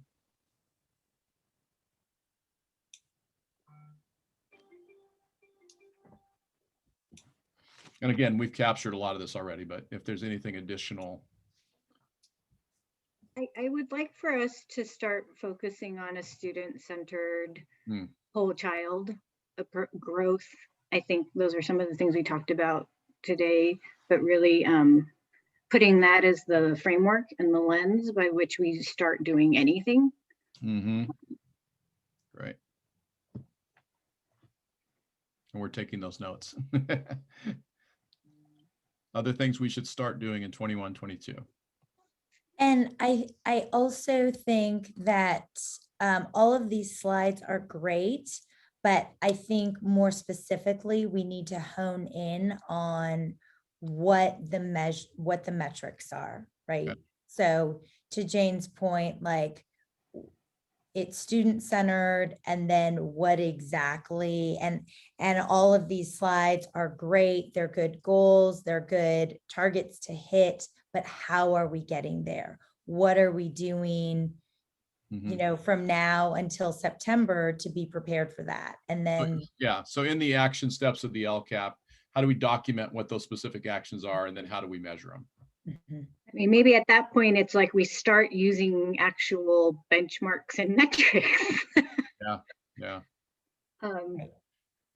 And then And then I think it would also be great for it to be articulated, like when we hear back from your staff as to, where we are on those things, and have a plan, like a calendar showing in October, you're going to share about this particular metric or goal. Mhm. In December, we're going to hear about this, so that you also have the heads up and know that this is coming down the pipeline, and what, so we know what you're doing and how it's going. Okay. Mr. Barbary? I mean, I think that's a lot of what I was, really interested in. I think to be fair to all of us, the last few years have been, year and a half have really been very reactionary. And I think that, what we need to start being is more proactive. And it's not to say that we're not trying to solve problems and do all those things and move the district forward, but so much of your work, especially, and your staff's work has been, going from, what does COVID mean today? And what does it mean? So I think that, trying to, and I know it's probably the goal of everybody, trying to get ahead of it a little bit, and to not be, the COVID stuff's going to have to be reactionary. It's going to continue to be part of our lives for a while, but trying to set that aside as much as possible and start to look at the forward looking, and again, this is great stuff. And this is part of that, is just really looking at the forward and looking at the future state, and where, Dr. Wilson, you and your staff want to take us to, like to help us, these things are possible, these things are, and really start sharing those things with us. And I know it's been hard because of, we are where we are, and to try to implement a program in the middle of COVID, like you can't implement, you're not going to implement a brand new class like a Caltech in the middle of COVID, because you don't even know what that looks like. But I think that, it's kind of a new norm now, and, being adaptable to those things as they come up, new waves and all of the stuff that we're having to deal with is kind of the baseline now. And so I think that, we're hearing from a lot of constituents about, that's great. We've, it's hard because they don't understand, but it's like, yeah, sure, we've heard about the COVID stuff. Sure. We're back to want. And so, trying to be a little bit more like you said, the things that aren't working, let's try to talk about, how we face the mountain, and really start to find the things that, we want for the future of the district. Okay. I would really love for us to, and this is counterintuitive and yet takes us to the next point, is I would really love for us to start being more reflective. We did so much in the past year, and some of it was things that we wouldn't have entertained as something we would be willing to do, and yet it ended up working. I'm sure so many teachers had to take on an entirely new skill set that they were not comfortable with, and they've really knocked it out of the park. Mm-hmm. And I would love for that reflection and collaboration and sharing among the teachers and the administrators, both horizontally and vertically, so that we really can see that this wasn't a wasted year, that it wasn't a year that we wasted because of COVID, but that we actually learned from. I think I would love to see that reflection, collaboration, and that willingness to be adaptable. Great. Well, and Jane, I think that's a really good point. And I think that having those meetings like now before we go into summer would be great, because it sounds like we still don't know what next fall looks like. There may still be students who want to be virtual.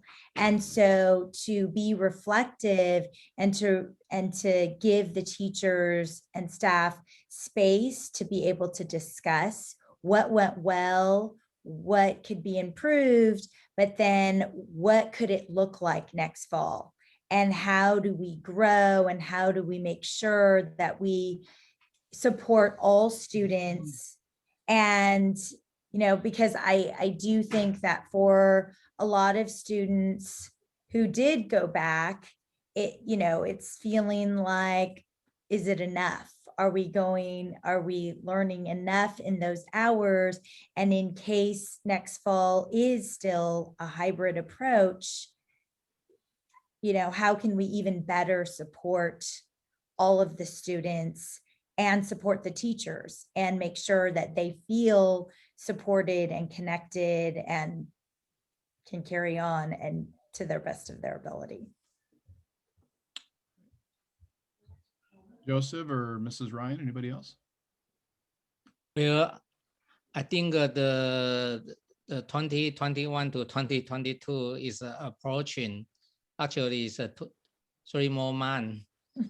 So, but in the meantime, it's difficult to say, what is the future on the pandemic. So I think that in the meantime, I suggest that we still need to continue to have a compliance group to monitor the public health issue at the LA County. And in the meantime, I think Dr. Wilson, you should talk to your cabinet and also the school side administrator.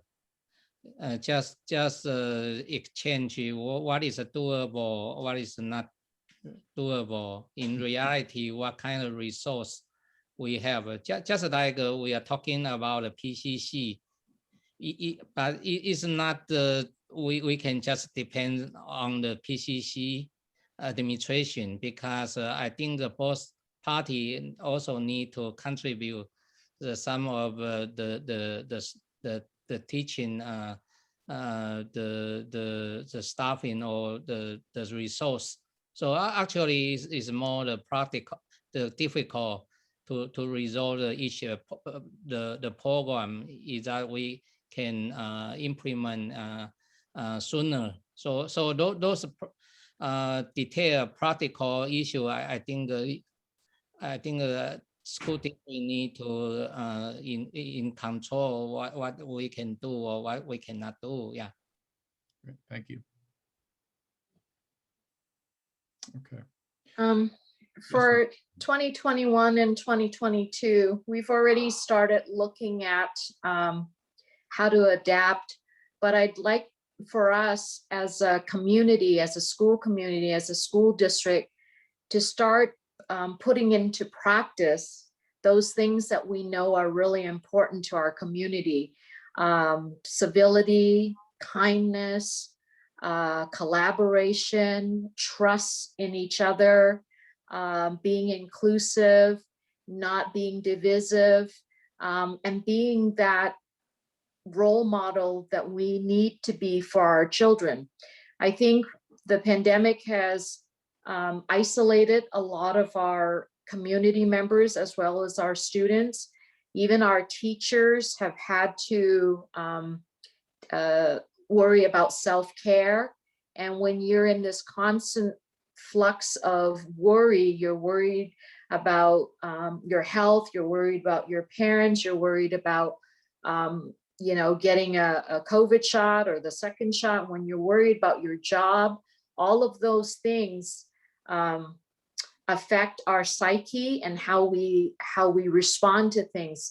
So taking a pulse, we should start by looking at the not only the social emotional health of our community, but the social climate in our schools, because it's different. It's different in traditional versus that full swing into distance learning, and then now kind of midway in hybrid. It's almost as if our children are suspended because they're not really in either world, right? Like they're not fully, and now they've been in distance learning for a year. So, we can talk really,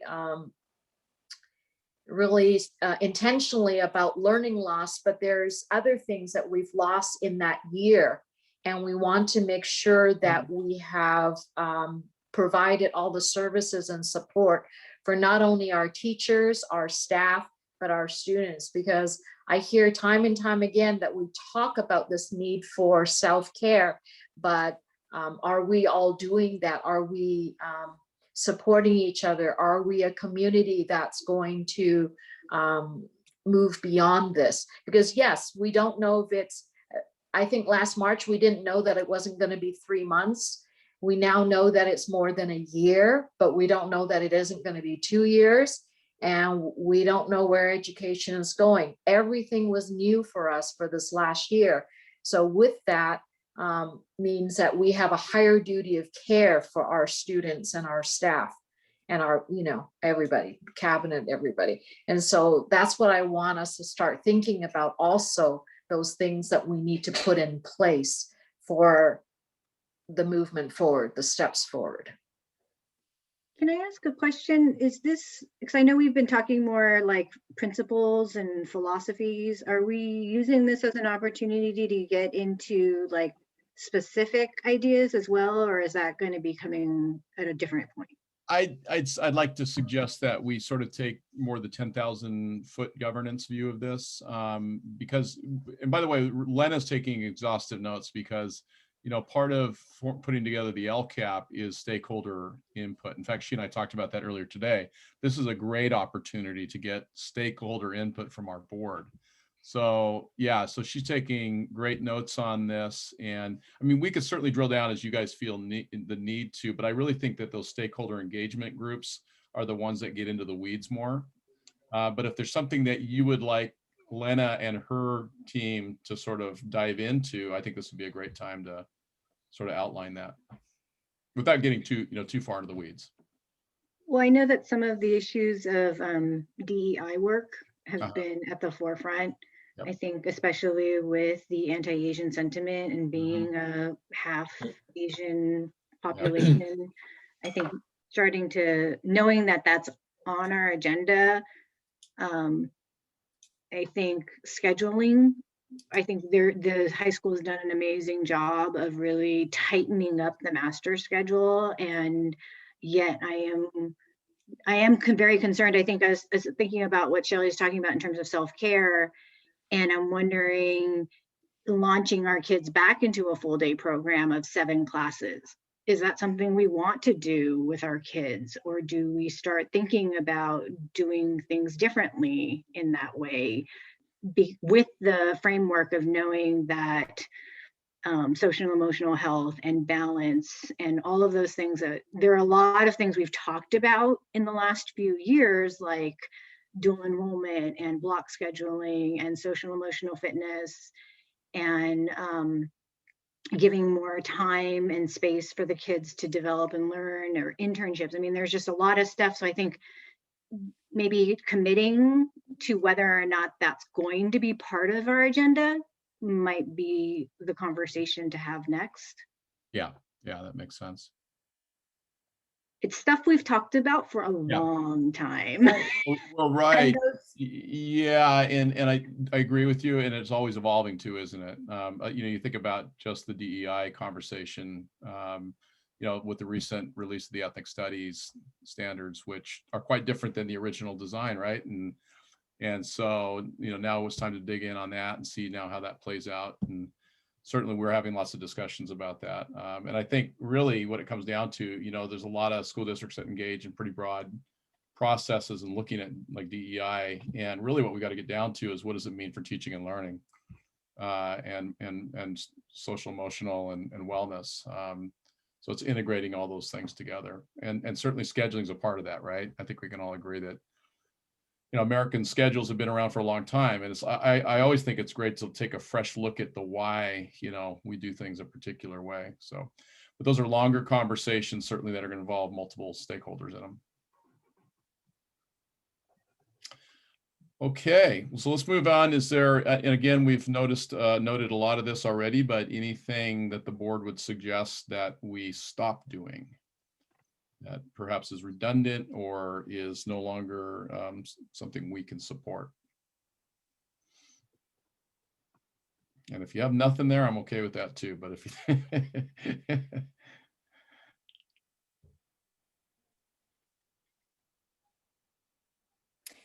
Well, maybe this is the place to bring this up. It actually stems from Letty's comment earlier in regards to board meetings.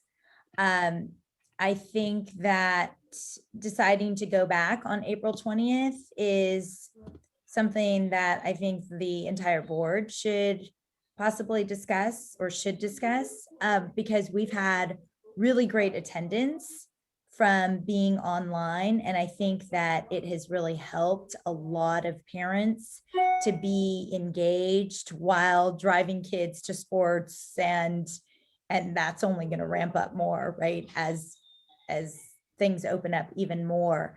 And so just to see how much engagement we've had over Zoom tells a lot about, you know, how much people actually do want to be involved, but they just can't physically get there in the evenings with kids needing to be at different activities and putting dinner on the table, etc. So I would encourage us as a board to look at the Zoom opportunities in the future. Sure. And I'm glad you brought that up. It's a great conversation to have with the board. What we're doing is returning to where we were before the pandemic. And again, if the board's direction in the future, with all the voices of the board being heard, is that we do something different than we did in the past, of course, we need to look at that. Absolutely. I think that speaks to a kind of a broader issue of what should we stop doing? We should stop doing anything that creates barriers for engagement.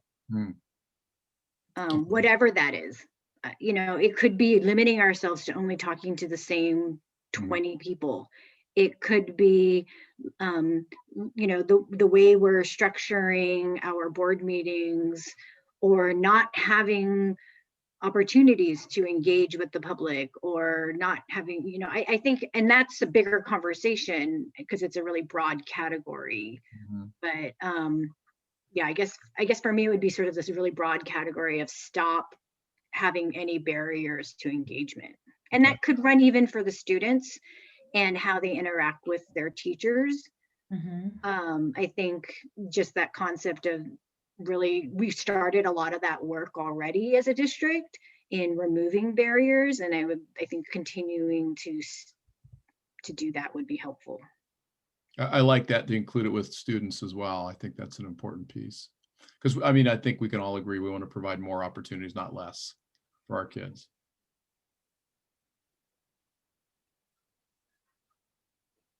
Anything else?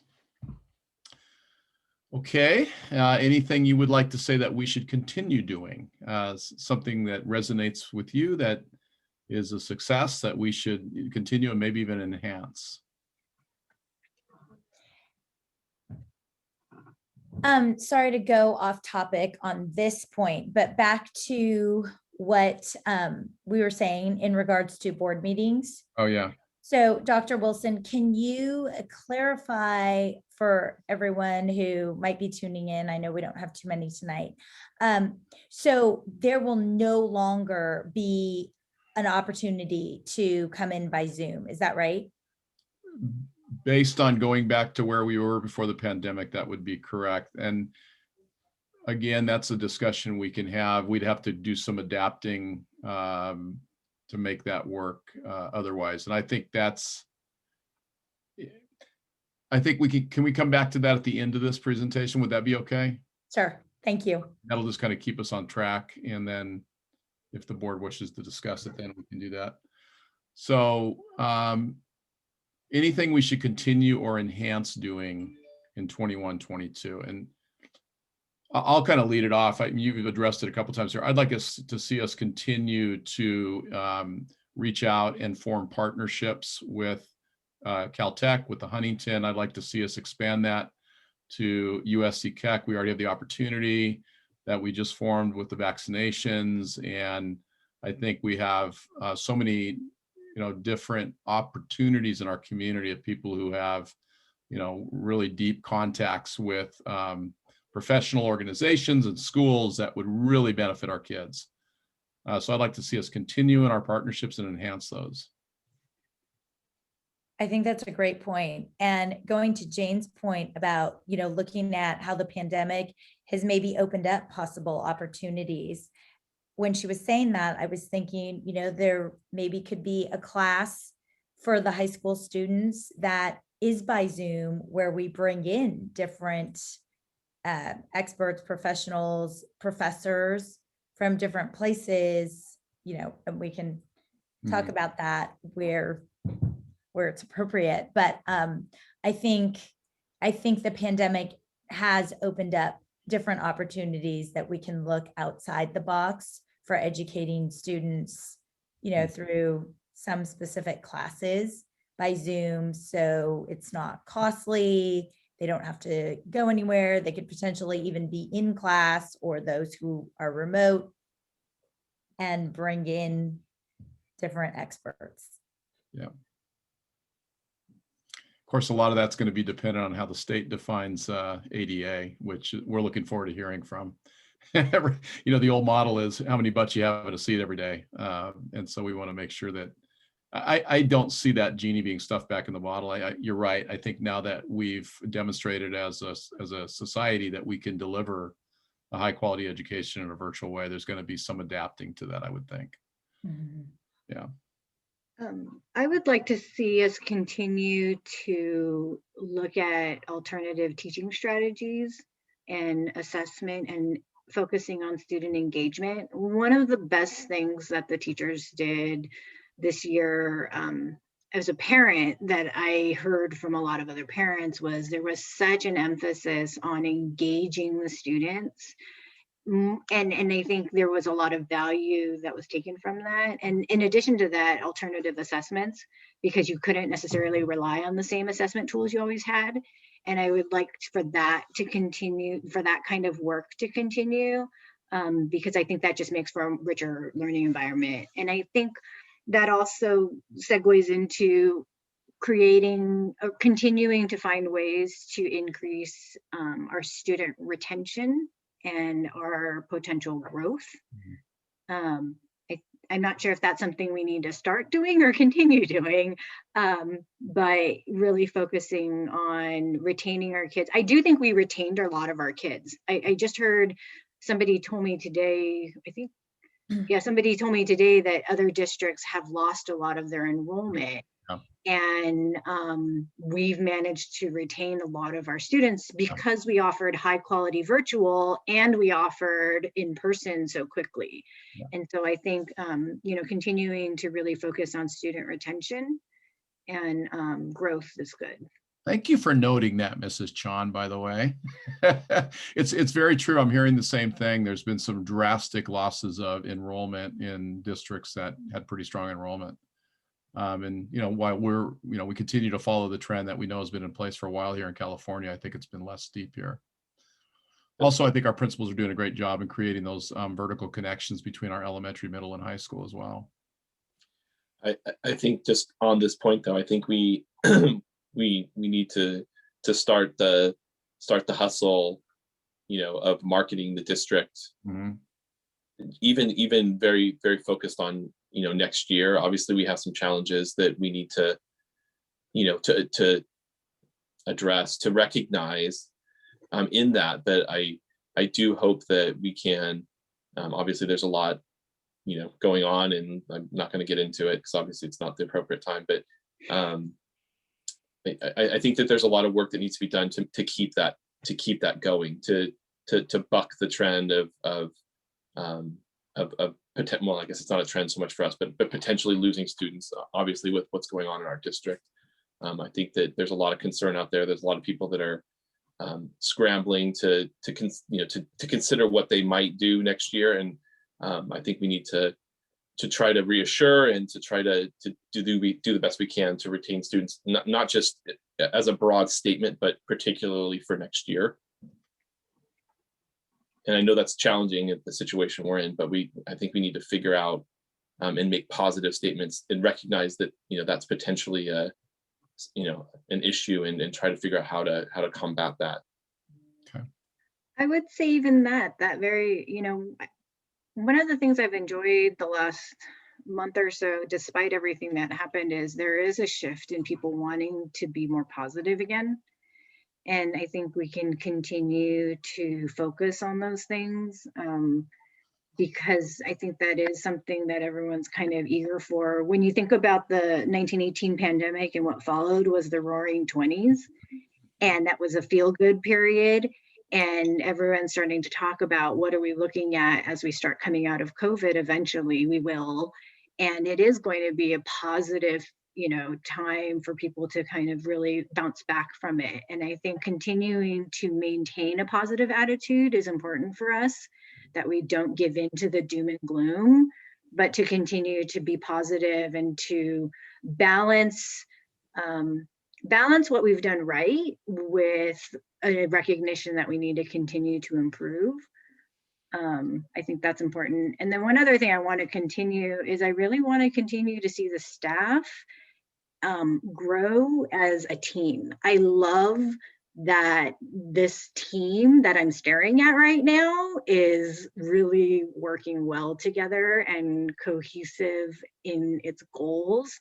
And then even with the site leadership, I love the administrative collaboration that I'm seeing. I've been here for a decade and I've never seen it done this, I think, comprehensively. I've seen it in pockets, but I think to see it comprehensively working within the district staff and then how that plays out at the site level, and then that filters into the schools have always been really solid within themselves, but I think that really builds on that. And so I'd love to see that continue.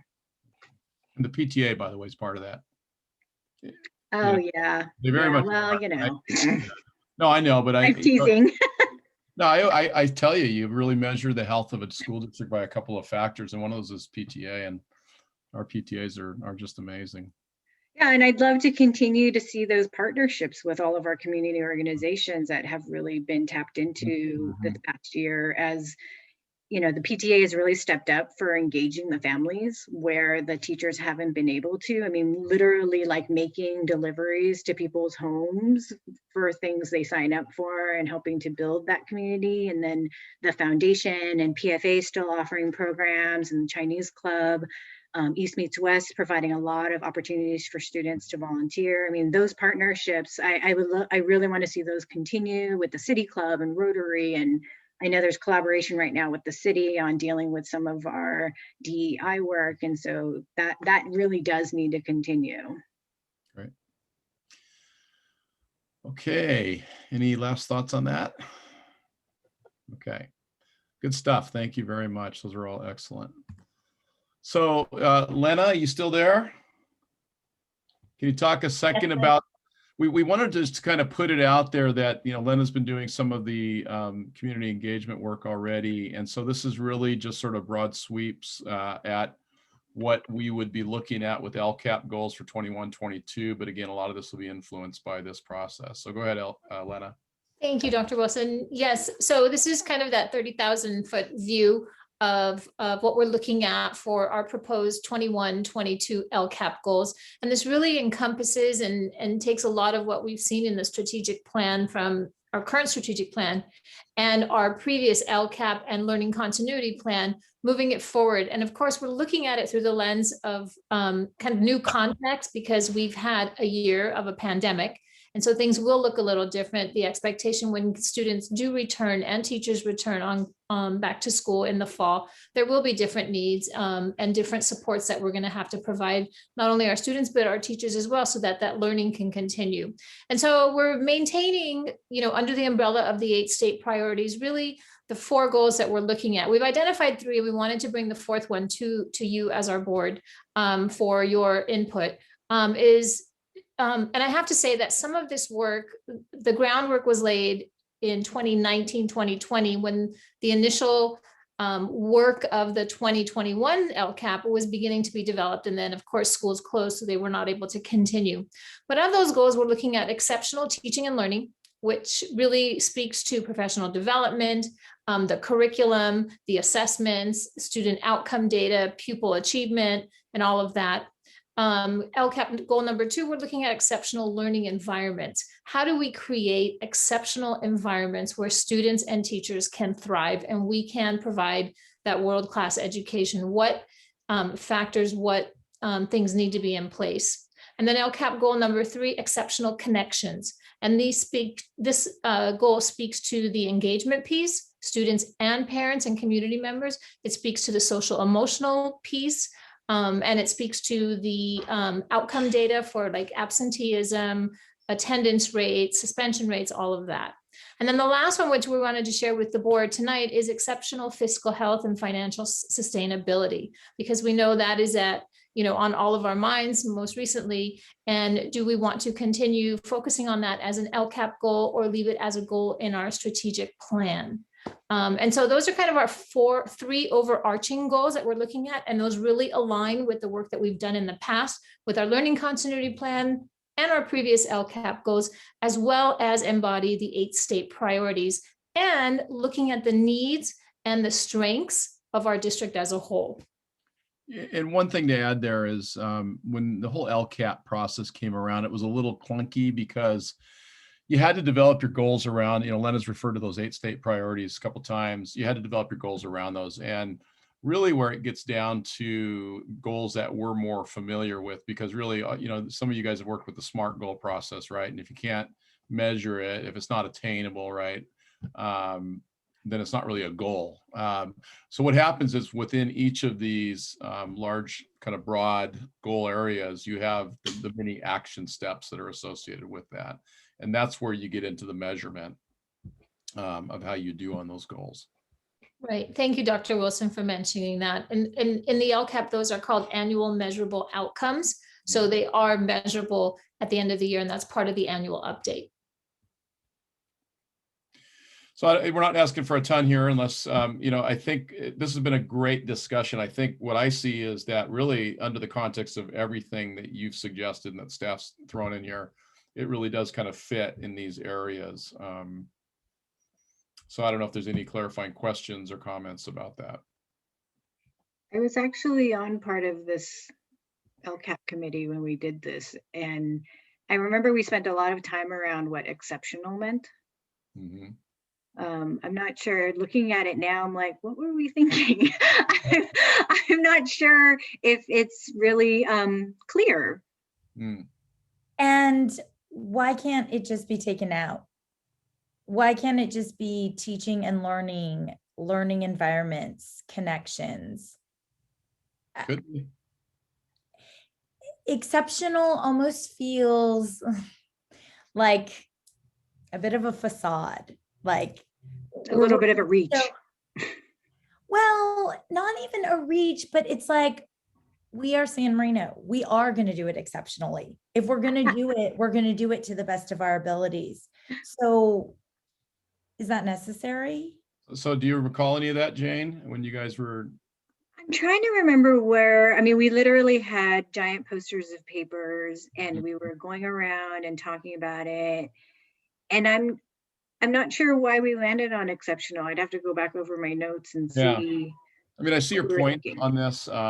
I've seen other districts that use outstanding or things like that, but I think you're right. Really the broad umbrella is teaching and learning. I think that's what it was. Like it started off as a different adjective and then we ended up landing on this. But I think the question is, does this adjective mean anything? Is it adding any value to it? How about effective? Effective, yeah. Right. Certainly for the first one. Yeah. I think exceptional is more like harder to define where effective. I mean, it's all I guess kind of nebulous. But my reaction is why the same word in all four? Like I'm sitting here like, okay, so my dissertation work was on student connectedness, and it was like how at-risk kids connect to school. And so for me, the better descriptor there would be deep connections or deeper connections or authentic, something like that. Authentic connections. I like that. And then learning environments. I mean, gosh, what did we learn last year? And what you guys have talked about tonight is who knows what that looks like. So maybe it's adaptable or, something like that. Or effective on that one. Okay. Right. Yeah. And deep connections and a learning environment, cutting edge or innovative. I really, Yeah, innovative learning environments. Yeah. I really like the adaptable learning environments. I think that adaptable is exactly what we want to teach our kids and what we have needed teachers to be, and they've risen to the occasion. And the adaptability of the learning environment is constant. And it will be even more important that we are nimble and able to maneuver and change at a moment's notice. Yeah, it's a neat thought because, I remember the first day our kids came back to elementary school, and the teachers were kind of chuckling, saying when they went out to recess, they didn't know what to do because they couldn't do what they'd normally done. And then they said, but very strangely, like within a matter of moments, the kids began to adapt to this new environment, and they began figuring out things they could do that, stimulated their minds or their bodies. And so I do love that idea of, who knows what the next, crisis might produce, or what the opportunities that come out of it, right? And I love the idea that a classroom is not the only learning environment, that really is the world is our learning environment. How do you adapt to the world, and how do you integrate that into your own learning? So I like that. So I think maybe the key here is just different descriptors, really. The last one needs to be something like solid, or I don't know if that's not the right word, but unwavering. Unwavering. Well, that's different. Responsible. Yes, I like responsible. Dr. Richter, do you have meetings with the Lcap committee on your calendar at this point, or are you done with them? Yes, we have 2 more meetings coming up before proposing the draft Lcap. So I'd love to see what the Lcap committee comes up with when we talk about these adjectives. What does it mean? What kind of teaching and learning? What kind of learning environments? I think that would be interesting to hear from the stakeholders, that perspective. Yes. Like for the teaching and learning, maybe also make the note of engaged teaching and learning, right? Engagement of the teacher to the student feeling. You can almost use an ing, engaging teaching and learning. Yeah, so I think you've got a number of great descriptors there, Elena, to take. Yeah, thank you for that. When I read the exceptional, I questioned what's the definition, but I do like the fact that we are thinking about having a word in there, an adjective or an operational word, because we do want to continue to improve not only in our learning environments, our connections and our engagement and our teaching and learning. There's always room for growth. So I think having a word there, whatever we land on with our committee, I think would be important. So yeah, I like it being more of an action word, because exceptional just is like a descriptive. It's just purely descriptive, rather than like it feels like we're doing something, moving things forward, rather than just I don't know. By the way, Corey, it's not measurable or even attainable. I'm glad you actually brought that up. I think that's great. Good. Okay, so we've come to the end. I just put this here as sort of a discussion, but so one of the things, I don't know that we should pull our calendars out right now and do this, but what I'd like to do is get on the board's calendars within a week and a half or 2, a follow-up to this. So give me some guidance on that, and then we can discuss the issue that Mrs. Chandlin also brought up. For the next meeting, do you imagine that is where we also decide on the metrics of all of these goals? Actually, I think that's going to come out of the Lcap process. So what the job, I think, of the board and the governance part here is to give us the input to form, and you guys have done a great job with that, by the way, to form those goals, those action steps, and then within that plan, what do the metrics look like? But if there's specifics, for instance, that you'd like to see incorporated, I think there'd be an opportunity for you to share that in the next meeting. So what I like to do next time is come back with sort of an update based on tonight's input with the current strategic plan, and bring that back to the board and say, here's what we've gone through to get to this. And then see if there's any edits on your part at that point. And then that will really help as Lena moves into the next step of the Lcap to provide that alignment that we're talking about. And then that's when they get into the metrics of how you measure that. Does that make sense? It does make sense, but I do think that it is the board's job to make sure that those metrics are held up and handled. So I think that, and I also wonder, does it make sense that we completely do this part and then, because it sounds like there are a lot of parameters around the LCAP. So do we actually need to look at the LCAP in order to make sure that all of these goals fit with the LCAP, which is where money is tied to? Right. And you guys approved the LCAP. So yeah, that's exactly right. That you're going to want to look at the LCAP and say, is this aligned with our goals and our priorities? And are the measurables there? And I think that kind of speaks to, you keep referring to the board as being the stakeholders of the LCAP right now, because Well, it's no, I said we're taking advantage of you guys as a right. stakeholder group. Well, and that's the thing, right? And that's the thing, is that the LCAP really is supposed to be this document that's born out of multiple stakeholders. Right. And so we, at this point, it's almost ironic because we almost become leveled with the other stakeholders, which puts us in a different position.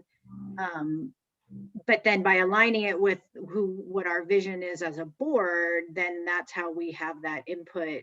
Yeah. Aligned, right? You know, it kind of goes to that idea of the accordion decision making. That, you know, I think the old model of decision making was very top down, right? Like it just, you know, emanated from here, you know, and it played out through staff, and then everybody lined up and did what they're supposed to do. But the whole idea behind an LCAP from the very beginning is that you surface those goals through, like you said, multiple stakeholder inputs. And that could be a lot of different pieces to it, but somehow you got to coalesce that. And I think what you guys have given us tonight, and Lena, feel free to chime in, is sort of the umbrella of knowing, you know, where we're going. And I think now Lena's job is to take this back to the LCAP committee and refine the work that's been done so far, and then bring that back to the board. And then that's, Mrs. Chanlin, where you guys have the opportunity to say, okay, are the priorities in there? Are the measurables in there? And then you could say, no, we need more of that, and they have to go back and refine that. And of course, we have to meet the deadlines and all, but that's the goal. And it's not going to be perfect this first time, I can just tell you right now, because, you know, you think about it, what we're doing right now is just trying to find the alignment, right? And as we get better, and as we move into next year and actually get into really deep future strategic planning and looking at where we're going in 5 and 10 years out, right? Then that's going to help further refine that process. So it sounds like we need to have this next meeting and have all of this done for Lena to share with the LCAP committee before they move forward to make their decisions, so that they know what the vision and the goals are exactly. Would you agree? Lena, what do you think? So our committee has done a great job on really identifying like the priority areas, our 3 goals. And we do have kind of a skeletal outline of what our actions and services are aligned to each of those goals. I think, you know, we are on a very short timeline. The draft of the proposed LCAP will come to the board prior to the public hearing, which is held it will be held, I believe, the first board meeting in June, and then come back for approval or adoption the second board meeting in June, because it does have to be adopted by July 1st. So it does put us, the whole compliance versus authenticity issue. correct. The problem we have, and everybody's having this right now, by the way, is these 3 plans. And it's so unfair what the state did, because forcing, you know, folks like Dr. Richter into a cubicle or a room to just hash through stuff that if we don't meet those deadlines, then we're penalized for. So there's going to be, like I said, it's not going to be perfect this year, but I think, I guess what I would suggest is that we find a date relatively soon where we can bring back the inputs from tonight, right, in a coherent way that Lena can then take to the stakeholder groups or to the LCAP committee and integrate as much as possible Exactly. into Right, next yeah. LCAP. And so when is the next LCAP meeting, Lena? Our next LCAP meeting is next Wednesday, April 21st. It's a little tight. And then the following one, which will be the final one, and we can always add one if need be.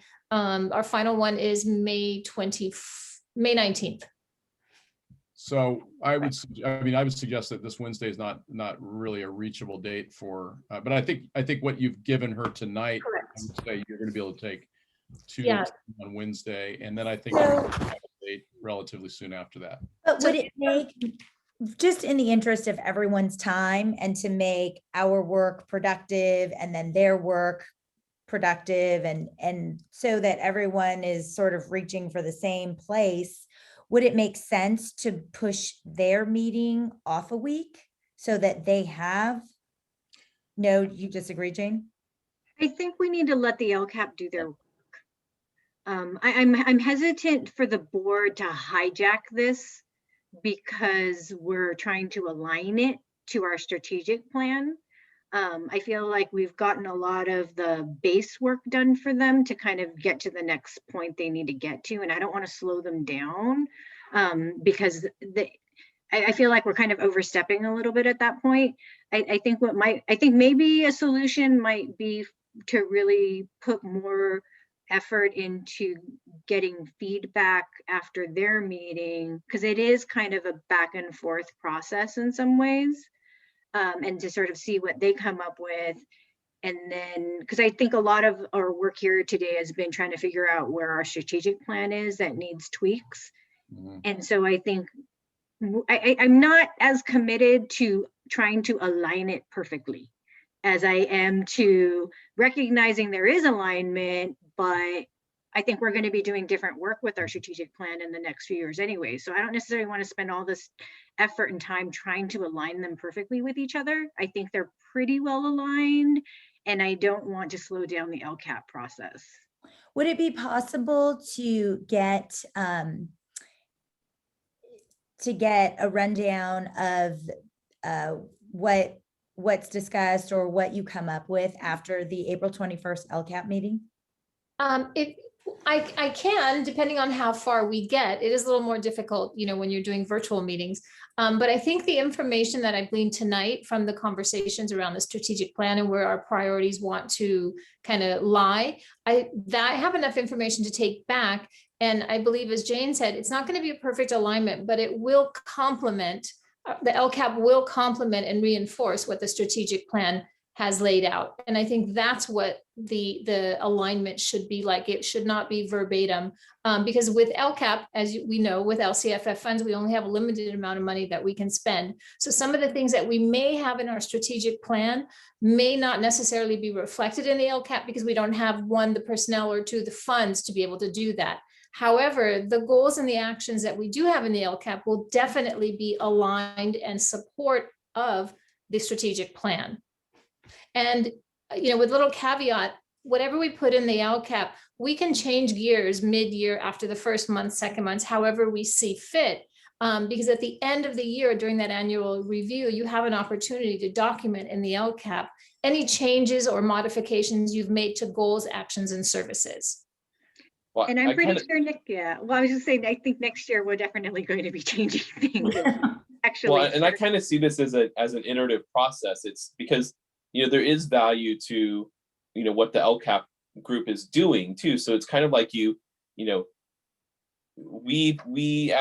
kind of move the ball forward. They take some of that information, they move the ball forward, and as Jane points out, and I think Julie too, we're likely to take a little bit bigger jump, in the coming years, but from starting with trying to start this year from the existing strategic plan. I mean, we're not going to go from 0 to 100, in one giant leap, just leveraging some comments off of the existing strategic plan. We need to get more to a base level and then start and build that up from scratch sometime in the coming years, right? Right now, we're just trying to, here's where the plan is. Here's some things that we've seen that we liked, we didn't like, we want to start doing, want to stop doing, and then they can they need to take in that information, as Dr. Richter said, I have this information, I will share this with them, they will take that in, but they also have input from a ton of other stakeholders. And that is the LCAP process. It's not just the board that has the input into the LCAP, it's the community, the larger community. So I see this as more of a step-by-step. And so, the next LCAP, or if we find something that's just so drastically important, either that we like and we want to put in, or we don't like and we want to change, we'll make those changes, and it becomes and so, maybe in the future, it's not such a hard thing to do the LCAP, because we're in this pattern of, providing input to each other, so that, that the LCAP almost writes itself the next time around. Okay. I wish it was true. It's this is an important, I think, point here to say. It really is the job of the board to govern and to provide, the feedback after the process is completed. And, you can provide feedback during, but in the end, the technical aspects of the LCAP are so extremely unbearable, where you have to link, there's so much time that folks don't even know, like Lena would have to sit side by side with Vanjie and literally link account strings to specific action steps. And so it can become unworkable if there's too much of that input. And so I think I like what I hear. I think you folks have provided great talking points for the committee. And I think you'll have the opportunity the next time we come together to see where we've evolved in that iterative process that Mr. Barbary talked about. I think my other question also is, I was under the impression that our next board meeting was going to be to do the next needs that we identified, or our next study session. I thought we were going to go to maybe 2 or 3. We're trying to look for some additional times out there, Mrs. Chan. So right. So I guess that's my question, is our topic for the next additional meeting would be. Well, I'd love to get your feedback. I mean, my idea was the policies piece that the board indicated would be the next topic of discussion. I think at the beginning of that, though, we can certainly bring back the results of tonight's work. And if the board wants to comment at the beginning of that meeting on that, then we can sort of dive into the next piece. Yeah, I like that. I like that plan.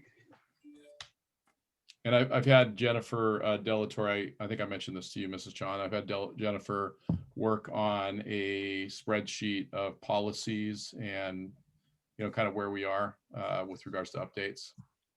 Yeah, I mean, I'd love to do a little bit of prep work with any other board member who might be interested as kind of a subcommittee to look at what are there's so many board policies that I think we need to have a plan of how we're going to approach them. When I look back at the last time the board did this work, I believe it was in 2015-16, and they would sort of take it in chunks, and they would meet for a couple hours before the board meeting, and they would look at specific board policies, and then they would evaluate them. And I know there was a lot of input from the staff, and I don't want to necessarily use the staff's time at this point, because I think there's just so many other things the staff need to be working on.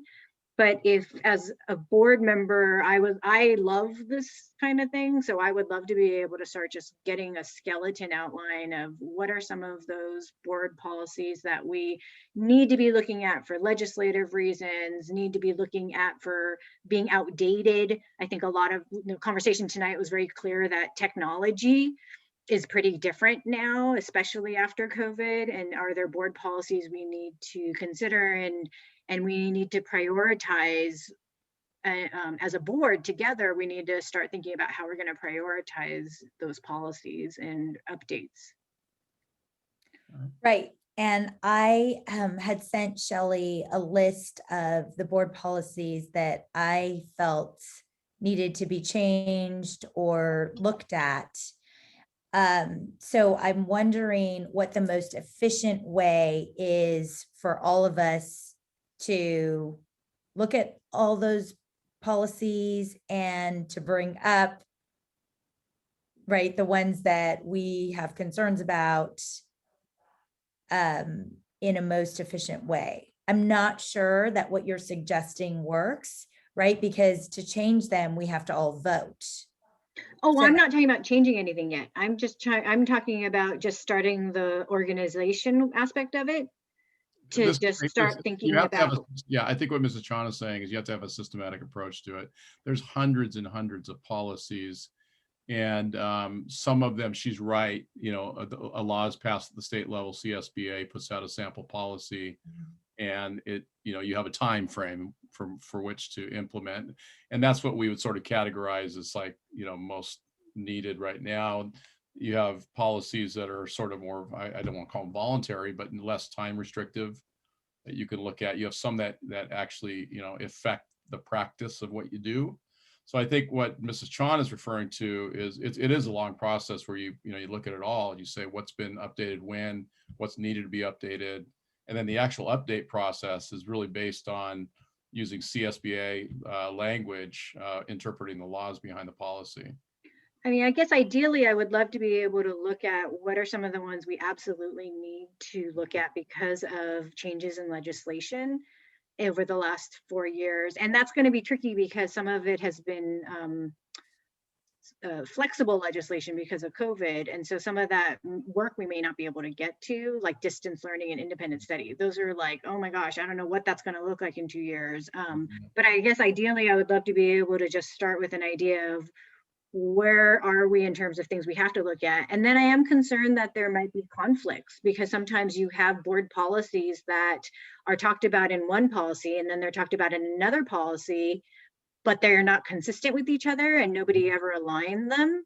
And so I think trying to just start with a roadmap, I guess, for us as a board to talk about, I would like to be able to do that just because I like looking at those different pieces of it. If anybody wants to do that with me, and then that wouldn't be something I'd do by myself. It would be bringing it to all of us at the next meeting so that we can talk about that. Mrs. Ryan, would you like to weigh in on that proposal? I don't know if that's a request for an action or if it's a proposal or what it is. Jane, what are you proposing? I guess I'm asking for permission from the board, since we're here, to have something in front of us at the next one to be able to start thinking about what are the board policies, what's the priority order of the board policies and the parameters and all of that we need to start thinking about. And we're not going to solve it. We're not going to solve anything in the next meeting, but it starts us as a conversation point. And I know that was work that was performed by the staff in the past, but I'm very cognizant of the fact that the staff is doing a lot right now. So I feel that this is our role as a board to be doing. So I feel pretty comfortable in taking that on. So I guess I'm asking for permission from the rest of my board and inviting participation from anyone who also wants to do that. And again, I would just stress that, yeah, traditionally that is done by staff because there has to be a systematic approach to it. And I know you understand that, Mrs. Chan, with your Masters of Policy, but so it can't be taken lightly. Julie, did you say that you wanted to work on that with Jane? I think she had pieces that she wanted to contribute. Right. I am not interested in going detail by detail with Jane. I know that Jane is really detailed, so that's awesome. I'm willing to support Jane, but I don't know if there's another board member that wants to go through every single policy with Jane. I'm not, yeah, and I'm not even proposing that. And I'm happy to do it myself. I just Can I make a suggestion? Probably okay. I'm happy to be I don't think we need 2 board members to do that. I think what we could do is have Jane work closely with Jennifer Delatorre. Okay. Just the organizational stage of this thing. And then when we come back together for our next workshop, Jane, you and I could meet and we could prepare for what we would present. And I think it would include also a discussion about board bylaws, because I know there's some bylaws that we need to address as well. Okay. And the ARs, Yeah, right? Dr. Jeff, Wilson. the ARs. Yeah, and I mean, that's where the board policy has to be supported by the ARs. Well, and- actually, it's interesting because CSBA is moving away from administrative regulations generally. It's interesting as they still, I think in some cases use them, but they're tending to want everything in BPs. And I think there's a legal reason for that because I think districts are taking too much license in ARs. Okay. But we'll look into that together. I think I find that a fascinating topic as well. So, Mr. Chang, I think you tried to get something in there. Yeah, I think Dr. Wilson's suggestion is effective. I think this movement for this process is better just one board member to involve. We don't want the later they see the like Violet the Brown Act, you know, the couple people or more than the three that put the input together. Yeah. As you know, actually the board policy, you know, the retired board member Lisa Ling used to make a lot of effort to work with the school district cabinet and to review and then later bring to the board for approval. So some already revised. But as Jen, you mentioned about the COVID-19 and also some regulation already update. Yeah. So why not if you you have the time? Yeah. You take a charge. I'll put those loan monies to good use But this finally. moment, I don't suggest, you know, we are a couple board member, you know, to put input. Yeah, I think probably. Well, And I think, yeah, and definitely part of the process, I think in the next meeting, we'll be inviting the board to say, what are some of the policies that have stood out to you that we should be thinking about? And then as a board, we prioritize how we're going to do it.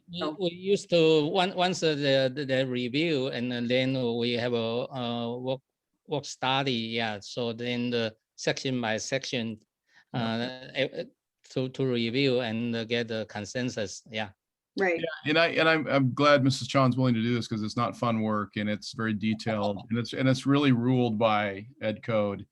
And, you know, there's no, it's, you know, I know some people are confused about what board policies are out there in the world, but board policies aren't a board sitting down and saying, hey, what do we want to say in a policy? It really is ruled by very strict code. And so I appreciate somebody with a master's in educational policy being willing to dig in. So I know Jennifer's listening to the call, and so she will look forward to you reaching out to her. Sorry, Jennifer. Okay. So I'll tell you what I'll do is I will work through Mrs. Ryan to send a couple of potential dates out to the board. And I'll talk with Dr. Richter tomorrow as well as how that kind of fits together with the cadence of the LCAP team, if that's okay with the board. And we'll get some dates out to you. Okay. Any last thoughts? Anybody have any? Oh, I think we needed to talk about the Zoom. Okay. format. Oh yeah, thank you for reminding me. Okay, so Mrs. Chan-Lan. Yeah, well, I just feel really strongly that we were having great success with Zoom and with a lot of people actually reaching out, feeling really grateful for this way of having board meetings and their ability to be engaged and watch or listen or multitask while doing this. And so, you know, I would just really encourage further discussion before deciding to go back next week. What are all of your thoughts? So just to clarify, are you suggesting that we actually don't meet in person but continue on Zoom only? Or are you saying meet in person but allow for Zooming in? I guess I was also caught off guard as to how the decision was made to go back next week, or yeah. So I just, Well, that I was mean- made in conjunction with the board president and myself, and the fact that other districts are going back in person with really the only reason we weren't meeting in person was because of restrictions that came from the county, and those restrictions have been lifted. and lessened. And so that Sure. there's nothing more to it than this is the way, you know, that boards have met and will meet in the future. And the time seemed appropriate since we've invited our students and our staff back to campus as well. Right. And just in this area, it seems that we've had a lot more engagement being on Zoom. And so I would just encourage us to discuss, you know, is it in the best interest of our community and to break down the walls and the barriers to be here on Zoom? I know that in other boards that I've been on, we've actually talked about how being on Zoom actually gives everybody, including ourselves, better face contact and like a closer view because, you know, the camera's right here. And so it's in some ways, it's like closer engagement and allows for many more people to be a part of the conversation. But what is everyone else's thoughts? Well, I would like to contribute my individual comment, but this is also based on the I heard from the community. As you know, we are encouraging our kids go back to school in person, and some of the community member tell me that you guys hiding in at the home, but not doing the meeting in person. It's kind of ridiculous. So whether or not we are doing for in person in the next board meeting, I don't want to make a comment. But for the long term, I think if we think the COVID-19 is going to disappear, then I think we should follow the government when they have a meeting in person. As you know, for the city council meeting, you know, everyone had to be there. Yeah, even the COVID-19. Yeah, even tonight they have a big issue, but still the in person the meeting. I don't think the Zoom meeting, you know, the time, because we have a COVID-19, but after COVID-19, I think everything should recover. Yeah. And how do you recommend that we keep getting the numbers of people we get? And well, I think we can, once we have a meeting in person, yeah, we can modify, because right now we have experience doing a Zoom. So we can do in just like a city council meeting. Yeah, the one camera, you know, the shooting for our 5 person. Yeah, and they still keep the citizen, yeah, to observe our meeting. Yeah. Yeah, I've tuned into the city council meeting and I like how they did that as well, that they had all of the participants there. I don't necessarily need to see, you know, the city council members' faces up close. So, you know, because I think there's that option of where you like pan to a person and then you go to the next one versus you kind of just pan out and have everyone. I think as long as I can hear them and I can see their mannerisms while they're speaking, that's kind of sufficient for me. But I do like the idea of it being video streamed for the public, so that they can view and see things happening in real time. I think it gets to the heart of the issue of, are we having a board meeting so that we can actually conduct the business of the board? Because if that's the reason, then live streaming it so people can see what we're doing is important. But if we're trying to use the board meeting as a way to engage the community, I don't know that that's what the purpose of a board meeting is. I think that becomes a different conversation, because at that point, I think then having it on Zoom or having opportunity for people to give input publicly, they already can give input. They can submit comments to us all the time, but that's different than if they want to make a public presentation. But that becomes a different objective for a board meeting. And I think a lot of the times we've talked about how our board meetings go really long, and we're not able to actually get to the business of the board then, because we're having these marathon meetings, and I'm not sure that those are sustainable for any of us in the long run. So I think needing to figure out how to work that engagement piece into it, but I don't know that engagement should be the goal of our board meetings, honestly. I think informing and giving opportunity for participation is still important, but I'm not sure engaging constantly throughout the day is the goal.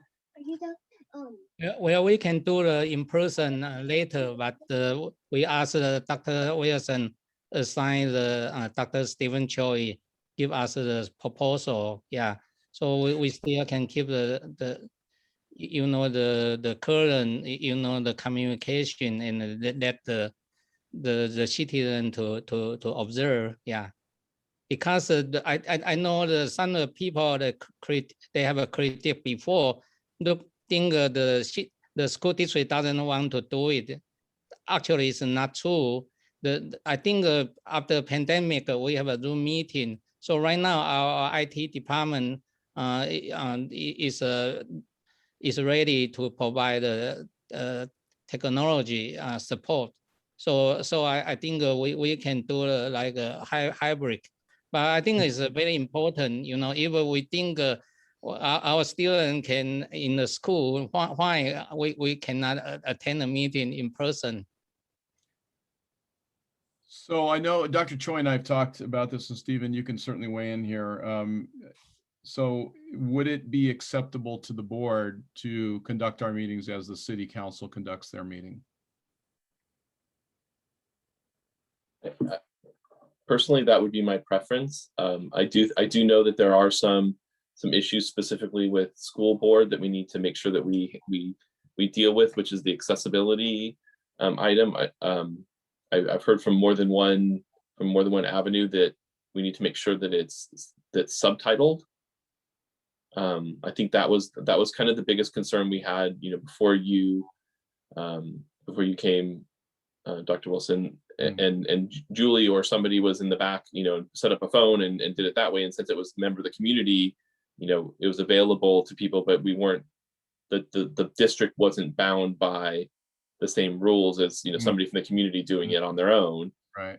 So I think we need to make sure that we understand if there's any rules about that. I don't know, it seems like, on these Zoom ones, there's kind of just been a lot of leeway taken or liberties taken, I guess is the right word, because nothing's really been followed. We're just doing the best we can to piece it together. But I think as things return to normal, we need to make sure that we don't end up in a lawsuit, because my understanding of that regulation is, and correct me if I'm wrong, experts on this call, but once you start it, if somebody comes to you and says you've not made it accessible, you need to add subtitling, the solution cannot be just to stop streaming it. You actually have to meet that requirement. So we need to make sure that we, obviously there's solutions out there. We need to find those solutions and implement them to make sure that we don't end up on the wrong side of this. I don't know if city councils may be different, or there might be the parties interested in those things might be different that are raising these issues as far as accessibility. But we need to make sure that we understand those rules. It's a great thought. You're right on with that, because right now we are definitely in a hybrid environment, as that's been recognized through that board policy you guys passed last year. So I think we can, we can do a hybrid on the hybrid here. I think Dr. Choi, if you want to weigh in, I believe we can have a similar situation what City Council has right now, which is a central camera in a large room, but having public comments be made in person in a safe way, along with the electronic comments that they could still send that will be passed directly to board members. Well, and also what they do is they have a big screen set up, a huge screen, where their Zoom, the people who are Zooming actually go full screen and say their comments and are seen. I'm not sure we have the, I don't think we have the resources the city does right now, but perhaps Dr. Choi, if you could do some exploration on that, And I think maybe again, it won't be perfect and we'll iterate to the next meeting after that. But so what's the guidance from the board for this coming Tuesday? I have a question, Dr. Choi. I think in the past we've done city club meetings and those have been live streamed to YouTube. Does YouTube automatically provide closed captioning when we do that? It does. If the audio quality is high enough, it will do the auto closed captioning. And is that going to be possible for us? Well, I know with our recent Zoom board meetings, they have been closed captioned on YouTube. So I would have to evaluate the audio equipment that's available if we were to do a hybrid environment to see if the audio quality is high enough so that YouTube can do that closed captioning. I think one of the other things that, because I know when we were trying to figure this out, we were using Google for a while. And the Google, I just remember, I think Dr. De La Torre was doing a presentation and the Google translation was not all that great. It was funny, especially when you get into some technical words, it was pretty hilarious what it was thinking you were saying. Because I think we had it, when we were in the classroom, I think we, that we had it on and we were using, again, I think Google. And we had the subtitles on, or the closed captioning on, and it was, it was pretty amusing. Well, because I'm pretty sure Zoom has a closed captioning option that you can engage. I don't know how to do it. I never figured out how, but I don't know if that's still what we're thinking. Yeah. I definitely feel like we need to be in person. And I definitely feel that we need to have it live streamed for the public.